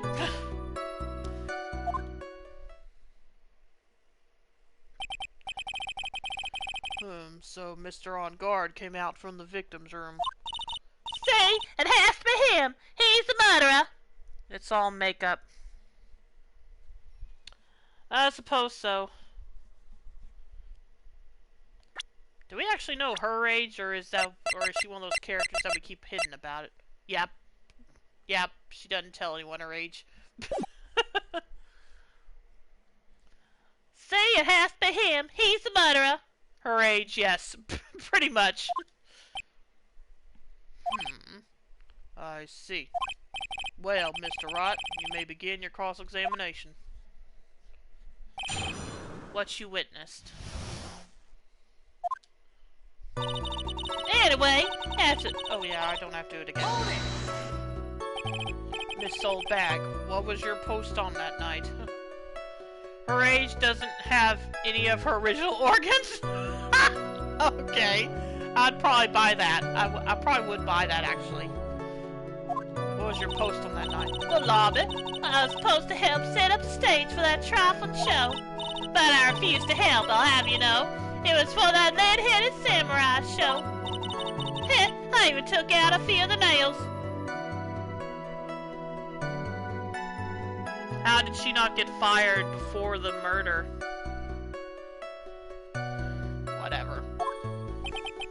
Maybe it was a good thing the show didn't go on. Age 245, she exists by stealing the youth off 20-something heartthrobs. I would believe that too, to be honest.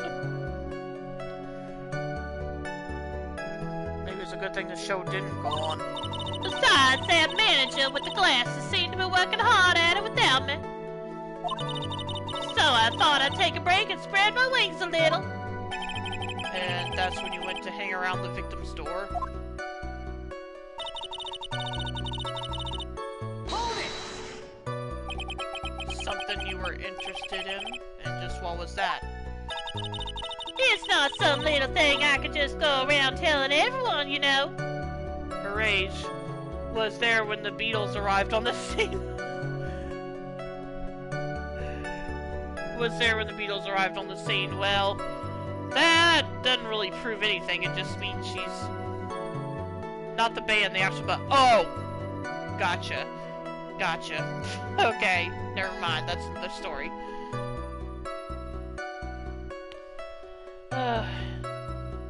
It's not some little thing I can just go around telling everyone, you know. It's top secret between me and one. In Edgepoo, of course. Mr. Edgeworth, what is this thing she was interested in? I have no idea. I despise gossip, Your Honor. Q Statler and Waldorf laughing between me and Ashi.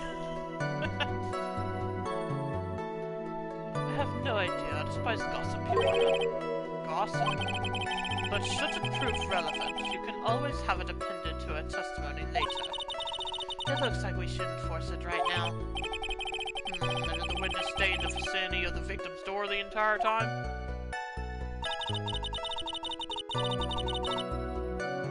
Well, Oh, and would you tell us the number of people who went in and out of Mr. Karina's room? I have no idea. I wasn't born so I could count things for those who didn't pay attention in class.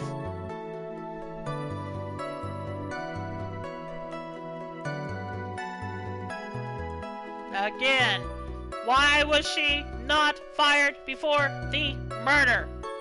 Ugh. That's why ever since I turned 20,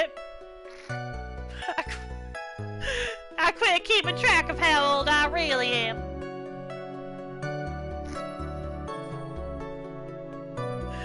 Wow.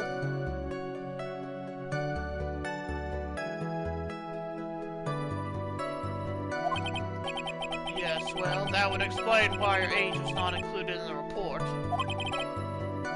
Yeah, but doesn't she have a birth certificate that states her year of birth somewhere? She was born to observe the birth of fire. Right. Anyway, in any case, the witness then saw someone, correct?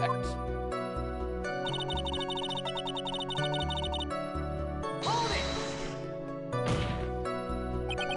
Who in the world was that? I'm not allowed to say. This sort of information has to be carefully guarded from the masses, son. The man that came out of Juan's room, he was.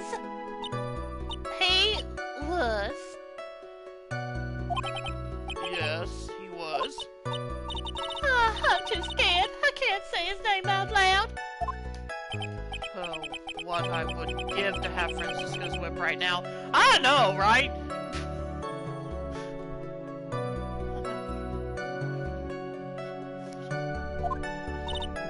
Well, I guess I can tell you since he was such a bad boy anyway.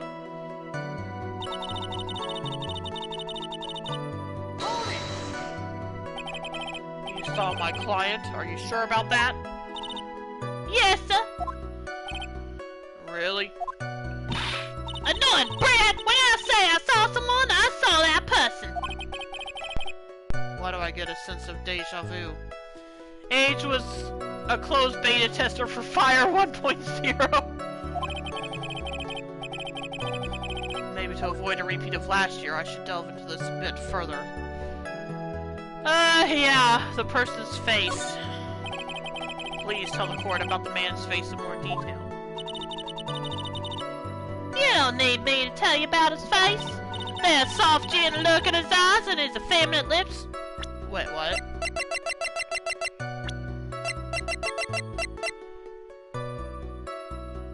I guess. When she was born, it was still called the Alive Sea.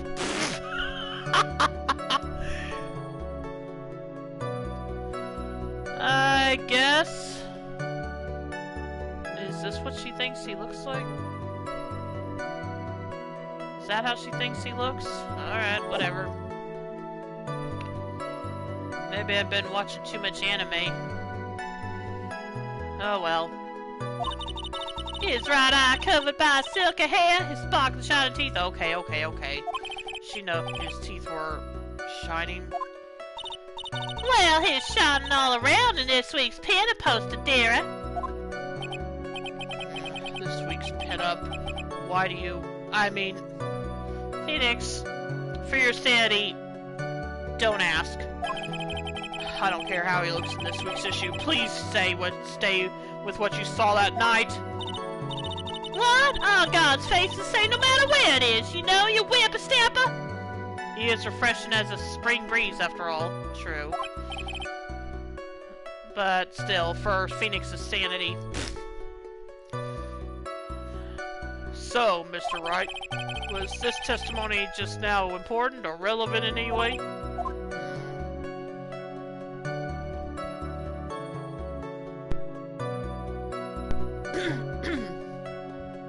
Okay.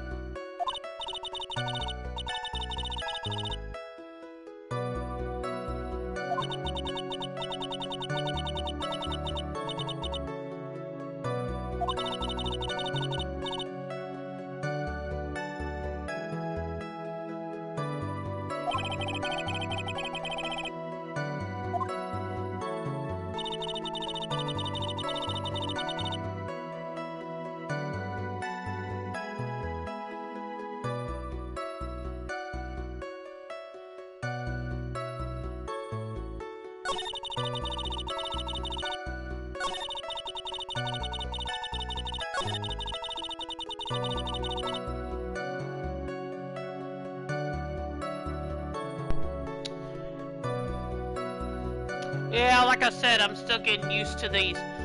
Used to this. Still getting used to this new mic.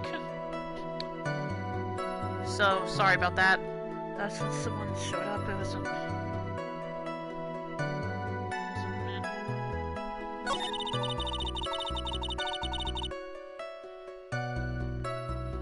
Hold it!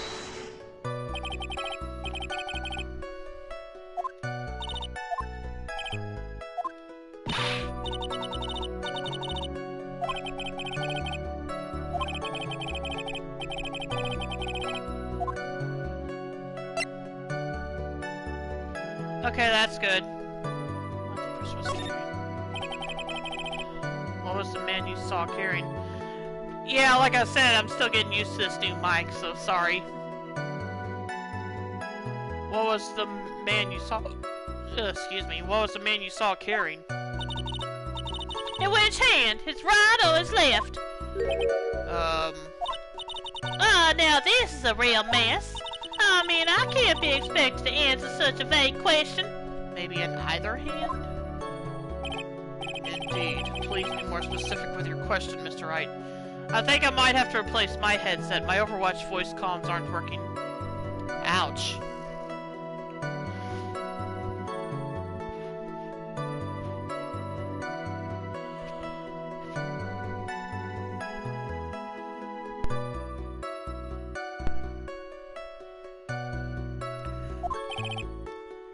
Sorry. What was the man you saw carrying in his right hand?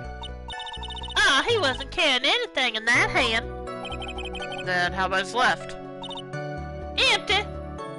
And I pride myself on being someone actually willing to call out information to my team. Well, that's good to know. Well, this whole thing has been a lot of nothing. So, Mr. Wright, was his testimony just now important or relevant in any way? No. Definitely not. I guess it really wasn't then.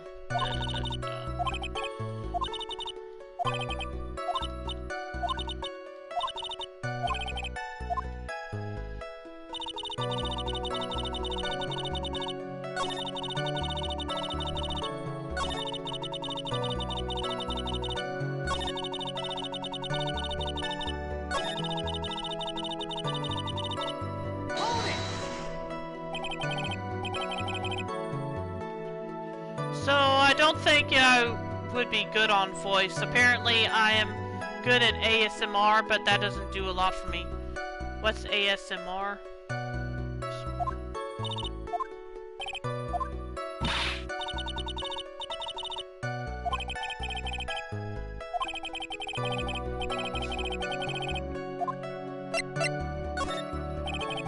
Please tell the court about the man's clothes in more detail.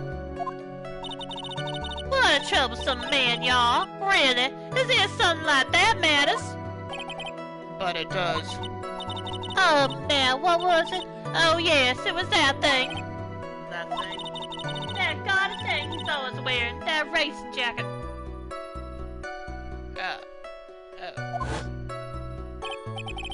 Oh, he was wearing that at the detention center, too.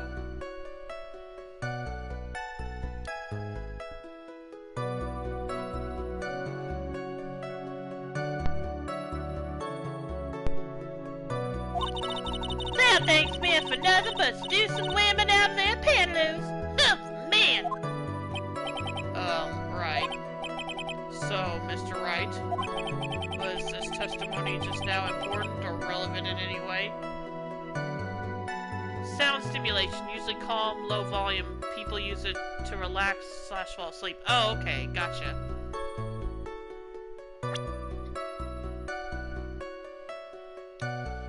Okay, wait a minute. No, it doesn't matter.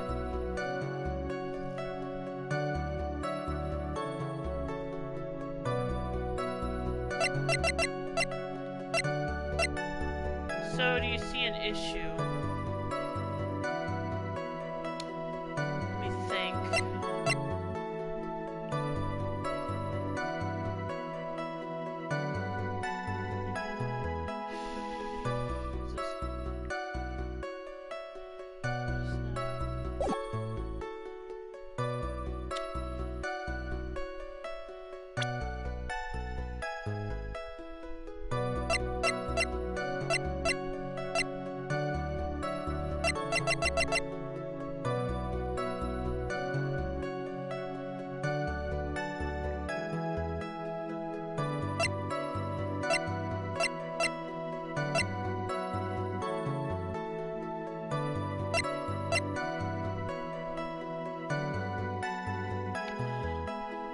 yes.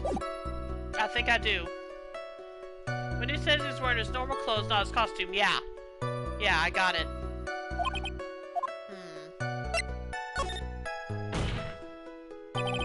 Of course it was important, Your Honor. Objection! Perhaps you would like to point out what part of that testimony was important. Don't you see it, Edgeworth? Your Honor, I request what the witness said about the jacket be appended to her testimony. I don't quite see where you're going with this, but alright. Witness, please. Oh, well, I don't like to badmouth anyone without reason, but if I must. He was wearing his flashy racing jacket. Honestly, it's all just for show. Okay, I'm going to say just in case, but I am pretty sure I've got this right.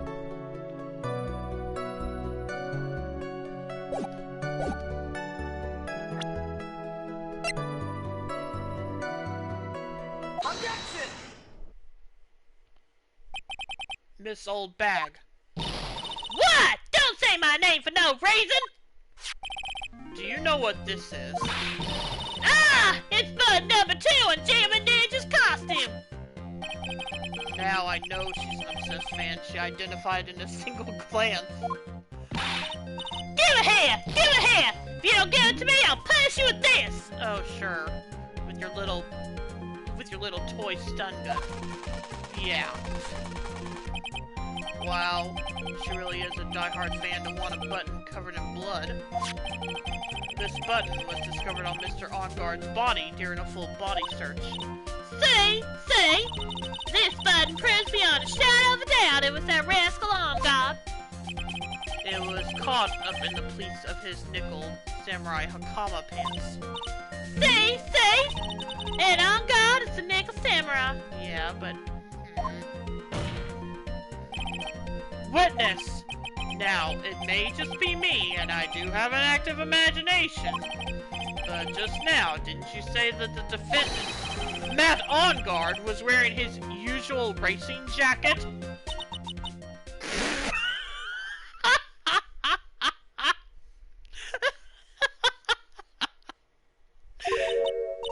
I'm so sorry.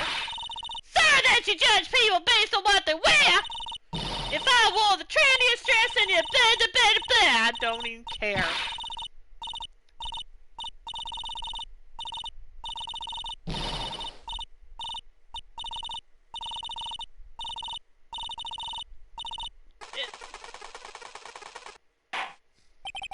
I'm with Phoenix. I miss Francisca right now. This is the same mistake she made last time she testified. Yeah, that's why Phoenix said to prevent what happened last year. Now hold your tongue still there for 1 second. So what you saw in actuality was not Mr. OnGuard the man, but Mr. OnGuard the nickel samurai?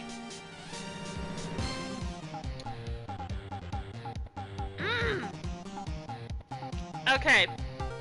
After seeing this picture just now... Gosh dang it. I am so mad about that, but I guess maybe I'll get to check it out later. I don't know. But Mr. OnGuard the nickel samurai? But when you think about it, they're really one and the same anyway. Miss Old Bag, this is a very important point we're talking about. Did you, Pooh? Do you think so too? Well, that might be something worth considering. Just say it's important and agree with me for a change. Witness, think carefully and try to remember as much as you can before you testify. Alright, if you insist. Yeah, I should be the one signed, not you.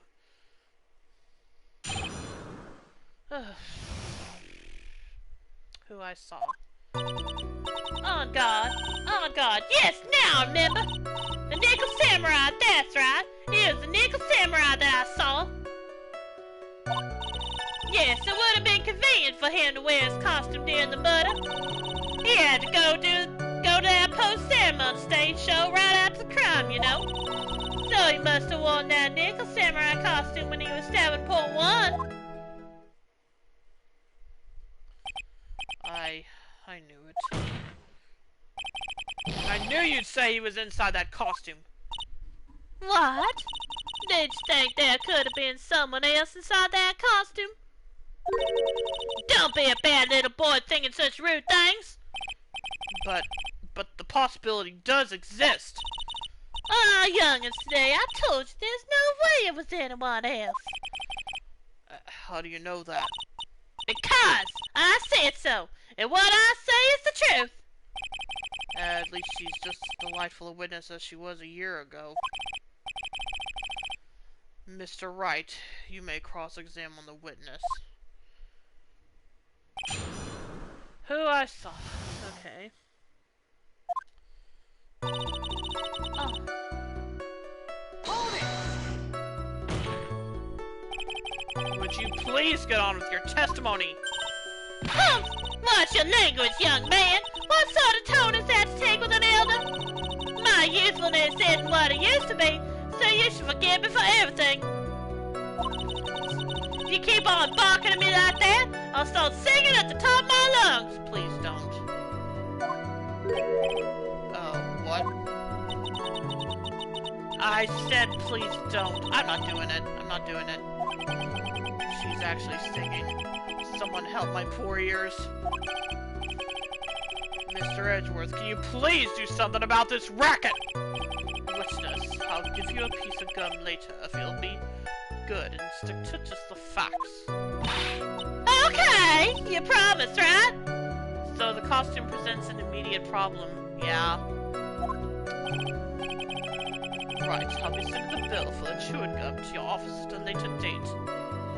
Why is she singing the Nickel Samurai theme? Shouldn't she sing the Jammin' Ninja theme? That's true. Then again, maybe she realized she sings badly and she thought it would be better to insult the Nickel Samurai by singing his theme badly. I don't know. And okay, whatever, Edgeworth. Remind me to send you a thank you note later too, Edgeworth, old chum.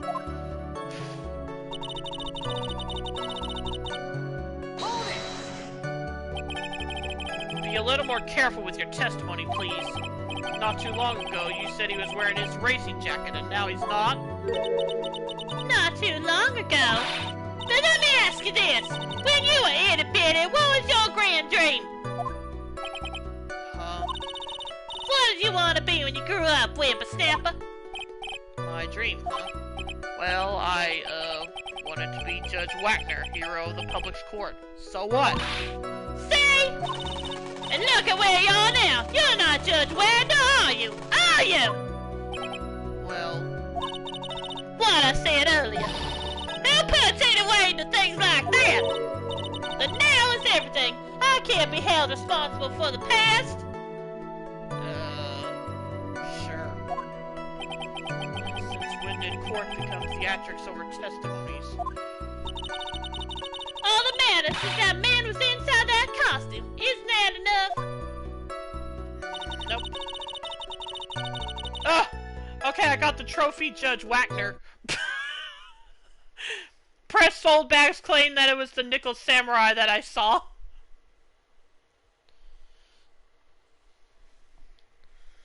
I wanted to be a lounge singer.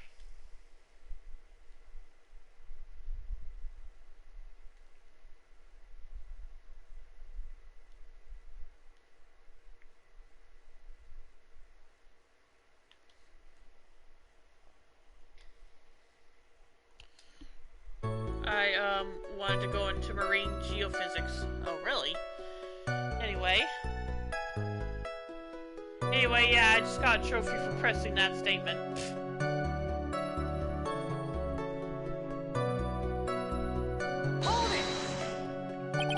And why would that be? That way no one can see his face, of course. But there's still no advantage for him that I can see. What about me? I know this sounds kind of small, but I actually wanted to be a librarian. I loved reading when I was younger and still do. And anyway, I I guess that doesn't make sense really, but that's what I wanted anyway. But there's still no advantage for him that I can see. Chibi Luna! In fact, you could think the costume would make him stand out all the more. You're such an annoying child, you know that? You disagree with everything I say. Isn't that what you're always doing to me? I got it. Maybe it's more troublesome for him to change in and out of his costume. Oh, well, thanks.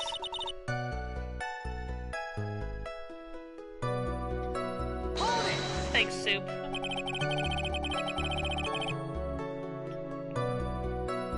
Was there anyone else scheduled to appear at this post-ceremony show? Well, all the contestants were supposed to go on stage in a friendly gesture thing. And that included the Jammin' Ninja? Of course it included him. That's why when On Guard came out of Dear One's room, I didn't give it a second thought. I see. Well, anyway. So I must have won.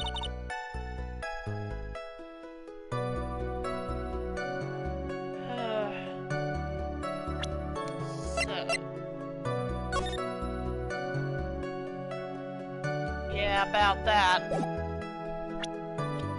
I feel like this has to... Oh, it's not? Oh, it's not. Well, darn it. I thought that might have been. Oh, well. Fine. I'll let it go this time. Okay, let me think. So he must have worn the Nickel Samurai costume when he was stabbing poor one. Okay, let me just press it. So, let me ask you one last time. The person you saw, it really was the Nickel Samurai? As showy as ever. Haven't I been saying that from the very beginning? Can I throw in the towel yet? You don't need to think too hard on this one. Huh? There's a contradiction in her testimony and it's sitting in plain sight. The question is what that contradiction means for us. What happens if you wear a costume over your whole body?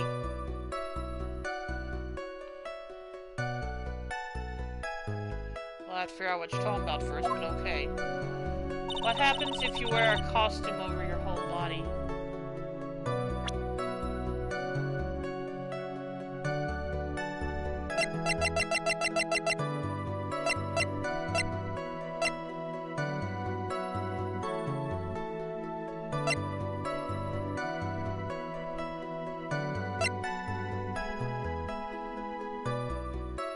Well, how would he leave fingerprints on the knife? I don't know.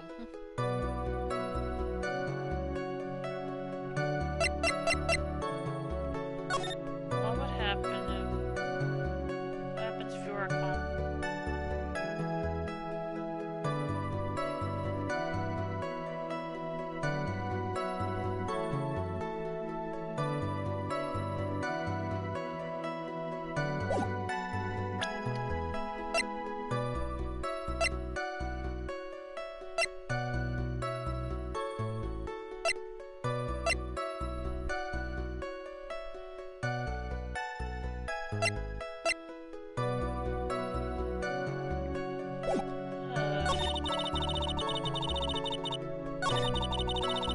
So your task is to figure out where to submit the contradiction.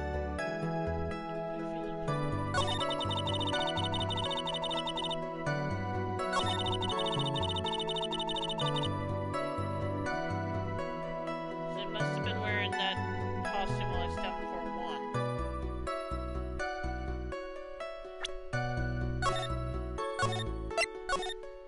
I need to find a good place to stop soon, because I really should have already ended the stream. Let's see. So, anyway.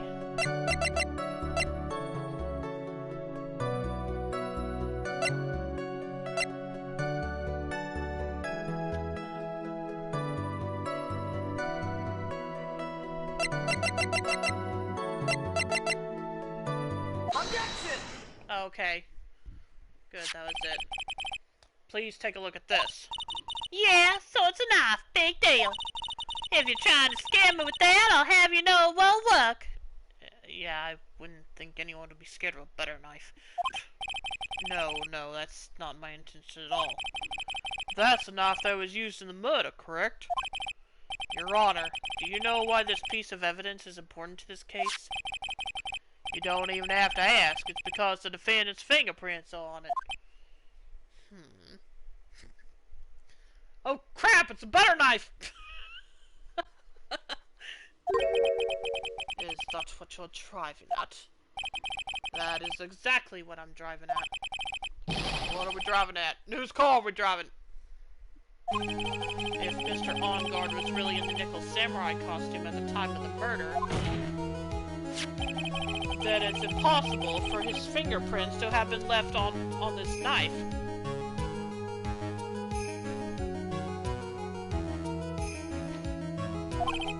Actually, he would have wiped all previous fingerprints on this knife right off. She can only be killed by showing her a portrait of herself hidden in an attic somewhere. Oh, that's right! The Nickel Samurai wears gloves, doesn't he? Objection! Probably took his gloves off before he began the stabbing. Objection! And why would he do something like that? To leave his prints on the murder weapon? There's no way he would do something like that. However, there is one possibility. Then let's hear your possibility! It's very simple. The defendant went to the victim's room while in costume as the Nickel Samurai. At that time, the defendant had no intent to murder. He was probably just going to relax and talk to the victim about the stage show.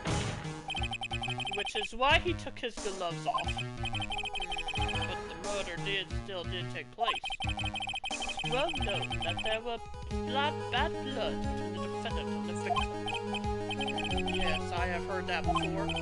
Well, Mr. Wright, what do you have to say about Mr. Edgeworth's theory? So, let me get this straight. Edgeworth's theory goes like this. When the defendant went to the victim's room, he had no intention of killing him. Now, up to this point, are there any problems with this theory? Yes, there is. I believe there is, actually. This theory contradicts something in an earlier testimony. What are you babbling about? Now, for argument's sake, let's suppose Mr. OnGuard was the killer.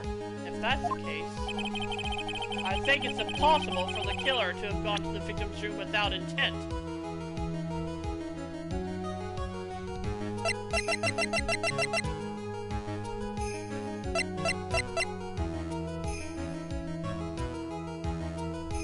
It's not letting me save this time, so I'm just off to hope. Take that! This knife. This was used by Mr. OnGuard at dinner. Yes, we did establish that. Which means that if my client was, in fact, the killer, then he brought this knife with him when he went to visit Mr. Kurita. I suppose. However, you just said it yourself. At that time, the defendant held no intent to murder. If that were true, then why would he bring a knife? He wouldn't, would he? Which means, Mr. Edgeworth, your theory was flawed from supposition 1. And one more thing. If the murderer was wearing the costume at the time of the murder, then there should be glove marks left on the knife. Which means the defendant's fingerprints shouldn't be all over it like bees on a hive. And that brings me to my final point. This knife was planted by the real killer to hide their identity and mislead us. Order! Order, I say! Order in the court! Was this knife really planted by the killer? Why would the murderer do such a thing? To frame Matt. It's to frame my client, Mr. OnGuard, of course. To frame? Objection! Aren't you forcing the interpretation? So that's too hard on this one. Objection! But we just established that the witness saw the nickel samurai in costume. And if that were true, then there shouldn't be a single fingerprint on this knife. Witness! Looks like I made your life a tiny bit more difficult, ain't you, Pooh? Witness, did you or did you not really see this nickel samurai? Well, I guess at first I might have forgotten, but... Are you saying you mixed up Mr. On Guard with the nickel samurai, his character on TV? I mean, I can't really do anything about that now. Look, I was waiting around in front of their doors because, well, I wasn't waiting around for the nickel samurai, that's for sure. She wasn't waiting for the nickel samurai. Alright then, who were you waiting around for then? Oh, that's top secret to anyone outside of security. I have a feeling that you were waiting for Mr. One Kurita. Am I correct, witness? Ha ha ha. The way you think you're a sad amateur with a terrible case of nearsightedness. Amateur? Me? What am I an amateur of? So old bag was waiting around in front of the victim's room. But it doesn't sound like she was waiting to catch a glimpse of Mr. Kurita. Maybe, Phoenix, maybe the old bag was waiting around for that person. If it's who I think Mia's hinting at, it's certainly possible. Miss Old Bag, you were waiting for this person to come out of the victim's room, weren't you? Well, there's only one person I can think of that she's talking about.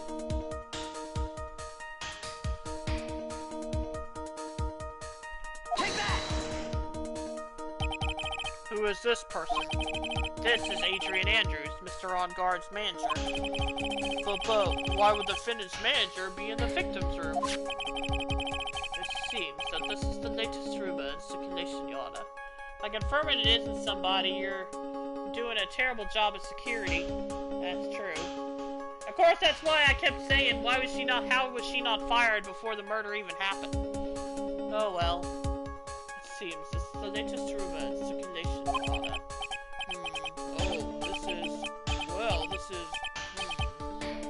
Oh, I see.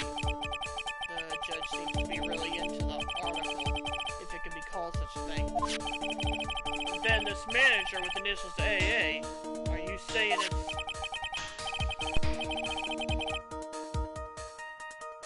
Adrian Andrews, without a doubt, the witness thought so as well. Looks like you found me out. Well, that's fine. I can throw away this whole sworn to confidentiality stuff then. Well, witness? What in the world are you... Watch out, Phoenix. I've got a bad feeling about this. A very bad feeling. I got some information. Some very top secret information from the Sun source. So that's why I was doing my own little investigation. In secret, of course. But what for? Oh, just for myself. Personal reasons and all that. Well, Mr. Edgeworth, how will we proceed from here? I really don't want to do this. However, I simply cannot let this point slide. I see. Very well then. Witness, please testify about this secret information. Oh boy, you know what? This is going on way too long. I think I'm just going to have to stop here for the night. So, sorry about that. I hope you enjoyed tonight's stream, and I'm going to save here, and I hope you enjoyed tonight's stream. You're forgetting a critical lesson from Men in Black. The most reputable news media source is the tabloids. Ah, okay. But yeah, I hope you enjoyed tonight's stream, and I'm sorry I'm having to end it here, but there is one last testimony from her. It's up to her if you want to soldier on and save and quit now. Well, okay, if this is the last one, I guess I'll go on. Alright, let's continue. Very well then, witness, please testify about this secret information. Get ready. This is going to take the wind out of you, young'un. I'm sure we're all capable of handling this. Really, it's not like we're 10 years old.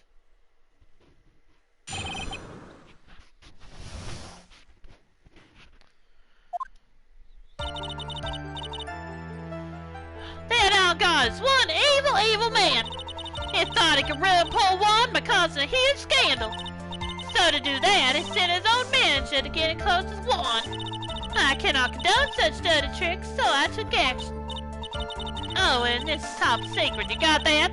Nobody else but you and me know yet, okay? The defendant sent his manager? What a distasteful topic for this court. What? Nobody's above gossip. And isn't there a saying, the truth is never pleasant? Never heard that one before. Mr. Edgeworth, what about this Adrian Andrews person? We have looked into this matter and found that the truth the article proposes is in fact baseless gossip. But should this be true, then this proves that the defendant did bear ill will toward the victim. So this means I have to smash this rumor once and for all. Now then, Mr. Wright, you may cross-examine the witness. Be careful, the old bag seems rather excited right now. That's right! On God is nothing but your average foul-blooded youth. Well, as the old saying goes, you've got to burn old bags with fire. Time to fire up the afterburners and hit the highway to the danger zone. Was that a Top Gun Forget it.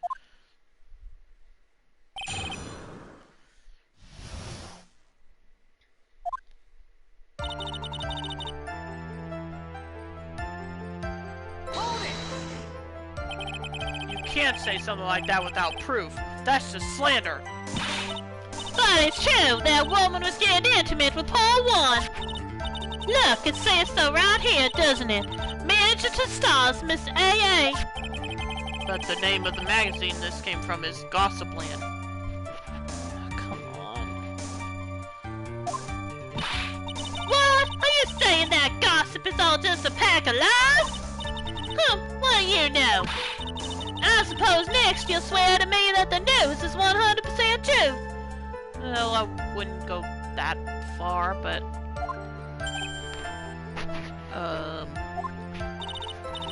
Honest, sonny, you can't discriminate between the news and gossip. Yes, discrimination is bad, Mr. Wright. Discriminate? When did I do anything like that? Anyway, on God will never get to me to say touche.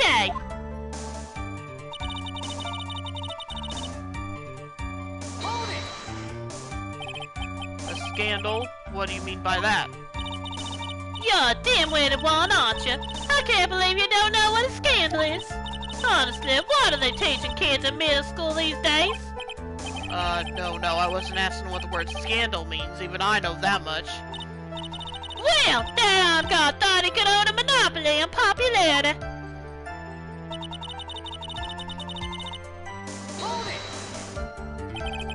You don't have any proof that Mr. Arngard did any such thing. You must be suffering from shock, the shock of hearing the truth. And now, since you're in so much shock, you can't do anything right. You're right, I can't do anything. But boy, do I wish I could do something about you. Alright then, sonny, show me what you got. Can you show me proof that On God didn't bear any ill will toward Juan? I don't think I can.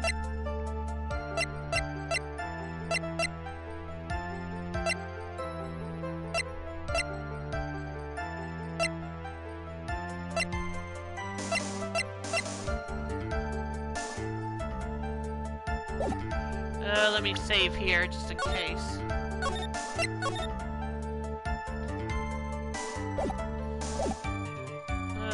For now, I'm going to decline, because I really don't think I have anything.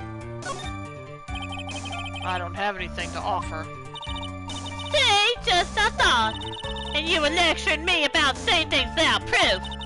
You just giving me a free pass to say whatever I want, whenever I want, silly boy. Me and my big mouth. That's the way the cookie crumbles, for you anyway.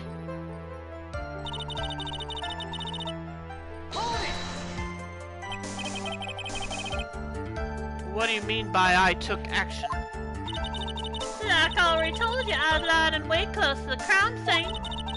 Once that slimy woman came out of Juan's room, I was going to capture her, teach her a good lesson.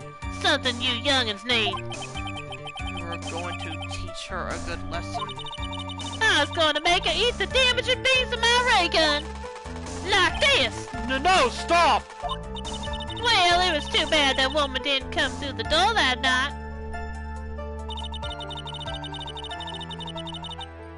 Hold it! Wait! What? I'm a busy woman. Tea time with the kids is over. Secret information that no one else knows yet. If that's true, then how do you know this secret information? Oh, well, that's because I'm a pro. Yes, that's it.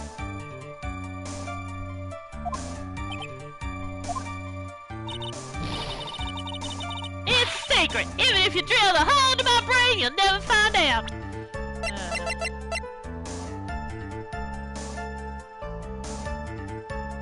Gotcha! I gotcha. How in the world did that old bat get such a secret piece of information?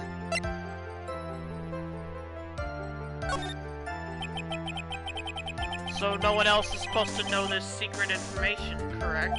If that's true, then why do you know it, Miss Old Bag? Well, why are you looking at me like that? Stop that! Witness! I hate to say it, but this is how you came to acquire your secret info, isn't it? Take that! The investigative photographer, Lotta Hart. Oh yes, I remember that mischievous girl. She reported that she had lost a certain note she had written to herself. She reported such a thing?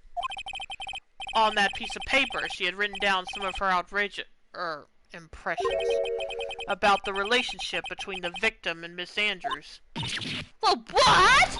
Outrageous ideas, you say? No, I said impressions. Then everything written on this piece of paper is complete and meaningless? Oh, that's it! That's the note! No, you see, this is something completely different. This is my top secret list of groceries to buy. Oh, Lord. And you are the one who took Miss Hart's note.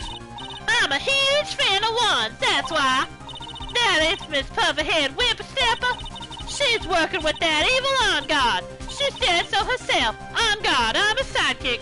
Yeah, I doubt she said that. She was so happy, smiling like a silly duck. I was only checking what she had written. Yeah, no one's buying this. Andrew Pooh, you believe me, don't you? I was only trying to help out like the angel I am. You just said you were a devil earlier. Whatever. It's only one little piece of paper. I've never taken anything else before. You really should come with a supply of cheese to my shelf vintage wine. Well, it's only a piece of paper. I suppose we can overlook this just this once. She looks like she's really sorry. Should I forgive her?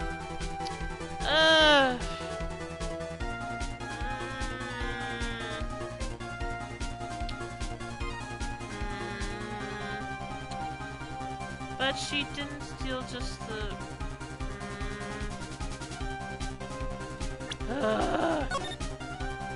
Fine. I'm gonna say first, but against my better judgment, I guess we should forgive her. Who the heck are you to decide who should be forgiven, you delinquent? Number of endearing qualities, 0. Phoenix, you can't go easy on her. She's no frail old lady. Yeah. You should be pressing her until she gives in. Mia's really scary today. Oh, okay. So just continues anyway, so it doesn't matter what I chose in the end. Got it. Witness, you said that the only thing you stole was that note. Is this correct? So stole? Why don't you listen more carefully, you annoying brat? I saved this piece of paper from the terrible lonely trash can, that's all. You're lying, damn it, and I can prove it! Are you putting my credibility under scrutiny again? Miss Old Bag. I don't believe that the note's the only thing you stole that night. Take that! Miss Old Bag, that note was with a camera inside its case, wasn't it? A camera? Yesterday, Lotta Hart was raising a huge stink over her camera. She kept saying something like, My sweetie $1,600 camera disappeared on me. Why, witness! What is it, Gramps? If you have the note, then it's only logical that you have the camera, too. Looks like you found me out again, sonny. Is this the camera you're looking for? That's... What? Even though I look like this, I'm still a person, you know. I still eat meals like you. I fall in love and buy things for people. I think your definition of borrow is a little off. I saw that woman's business card, and that's when I noticed it and said, Slumberg, celebrity photographer extraordinaire. Well, when I saw that, I had to know what sort of pictures she had taken. I'm a professional security guard. It's my business to know these things. Bailiff! Check this camera's photos. Hurry! We must examine them at once.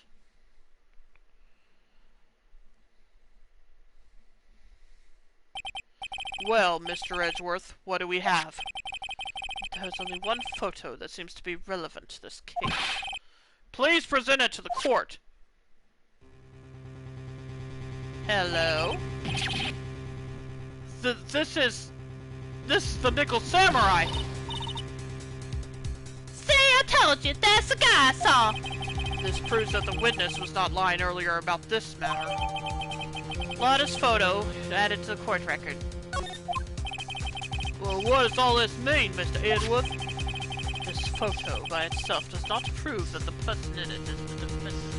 However, in his own confession, Mr. Armgard clearly stated that at the time of the murder, he was still in his Nickel Samurai costume.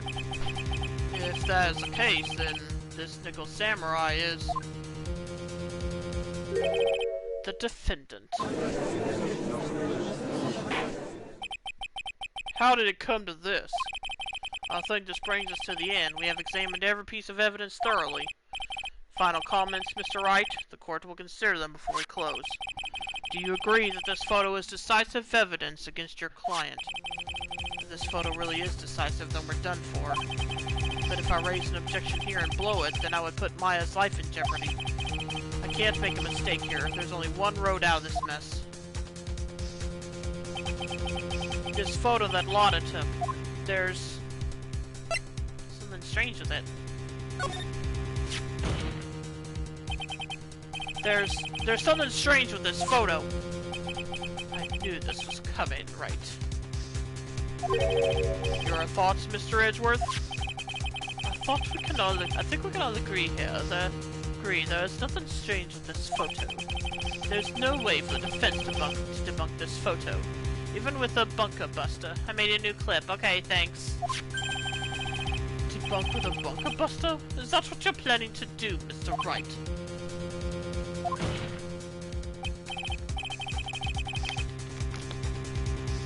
Anyway, please look at the photo one more time. If you really believe you can honestly find something wrong with this photo, then you should only need one chance, correct? Well, I have to find something wrong with this photo. I can't let this chance go by. Where in the heck did she take this photo from, anyway?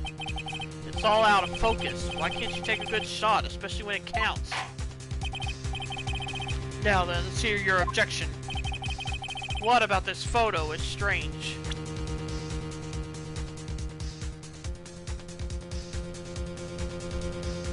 Well, I would think the legs.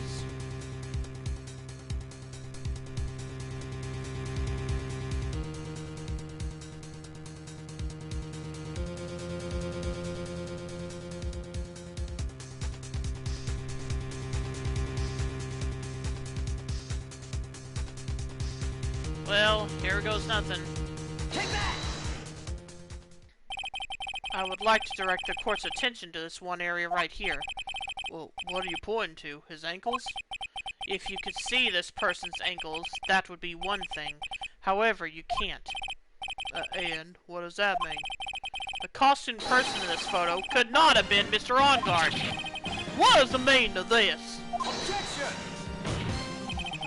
I wonder if you would care to elaborate with actual facts, that is. Let's take a look at the Nickel Samurai's poster.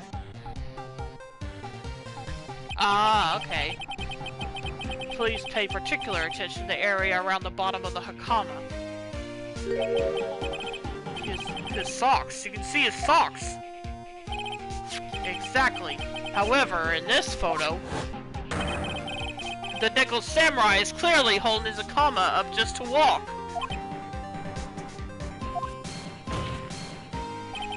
There is only one explanation for this. The person inside this costume is clearly much shorter than the defendant. Alright, I think I've turned things around for myself this time. That's curious. Huh? What is? Edgeworth is unusually calm today. That's true. He's just letting the trial run itself, as if he's only along for the ride. Along for the ride? What do you mean by that? I could only guess that perhaps he doesn't feel under attack at all. He doesn't feel under attack? Then I haven't damaged his case at all? Mr. Edgeworth, where's the sleeveless? If the person in this photo is not Matt OnGuard, then everything the prosecution has tried to prove has become meaningless.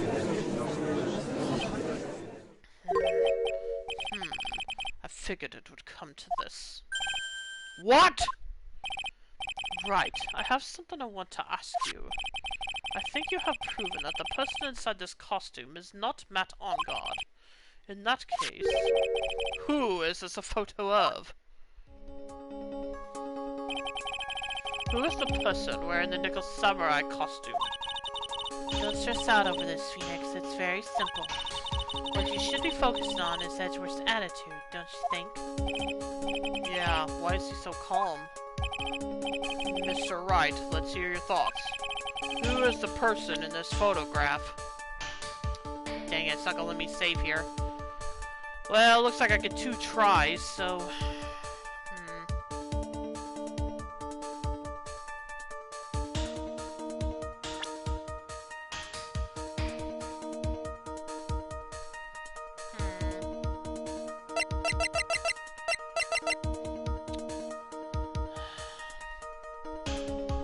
This would be my guess. Take that! Adrian Andrews? If you want to know who that Nickel Samurai is, it is none other than this woman. And why would you say it must be Miss Andrews? What in the world points you to her? For a starter, she's short, and she can freely move in and out of Mr. OnGuard's room. Finally, she had dinner with Mr. OnGuard that night. And how does all this add up? It means that it makes it very easy for her to get a certain item. A certain knife with Mr. OnGuard's fingerprints all over it. The knife that was used as a murder weapon. Why don't you just say what it is you want, Wright? I have to do this now. This is my last chance to turn things around. The defense moves to indict Miss Adrian Andrews in the murder of Juan Corrida. It was Miss Andrews who tried to frame the defendant for the crime. Order! Order! Order! It looks like this trial has hit a most unexpected development. Mr. Edgeworth. Yes, Your Honor. This court is issuing a subpoena for Miss Adrian Andrews. A verdict cannot be passed without first hearing her testimony.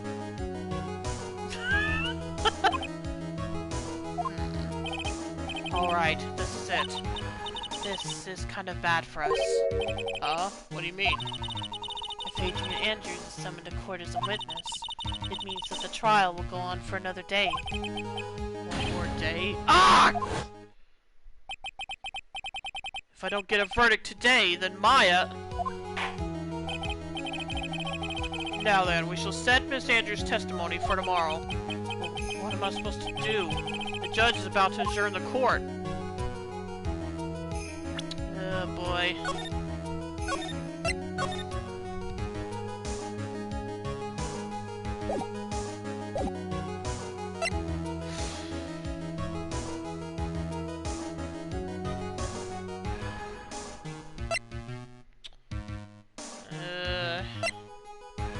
Well, this is why I saved, so here goes. Now then. Please, Your Honor, continue the trial. You must pass a verdict today. I can't do that. We cannot hear Miss Andrews' testimony. She's not... I abhor wasting such valuable time. Edgeworth? Your Honor, I request that you please continue with today's trial. But we cannot continue due to this unexpected development. Unexpected development? I think you underestimated me, Your Honor. And what do you mean by that? That Mr. Phoenix Wright would slave his way to the opinion Miss Andrea Andrews is all happening according to plan, even if Wright was a bit slow to catch on. What?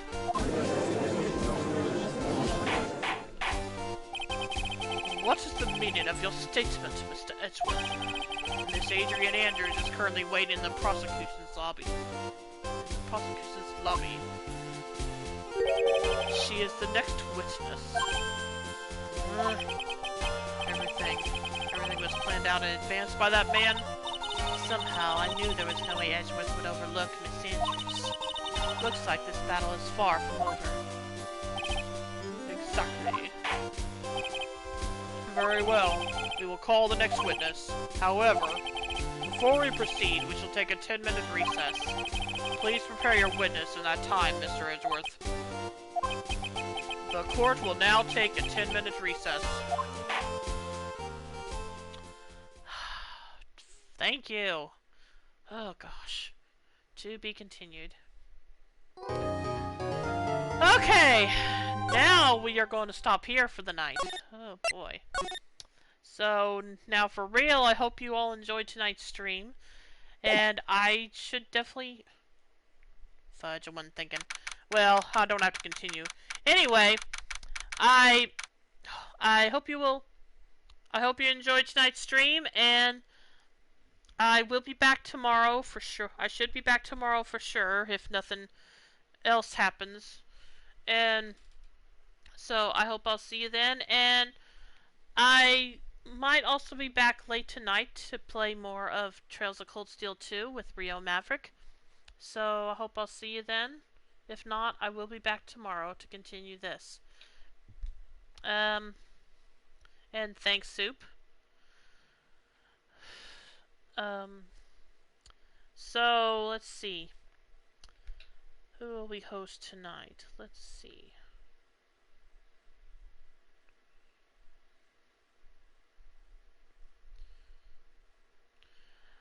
For now, we're going to host Daisuke Sensei, who is playing Phantasy Star Online 2. Wish I could. I heard long ago that was supposed to get a PS4 release in English, and it never happened. Anyway, so I hope you'll stick around for that, and again, if I'm not back later tonight, I will see you tomorrow.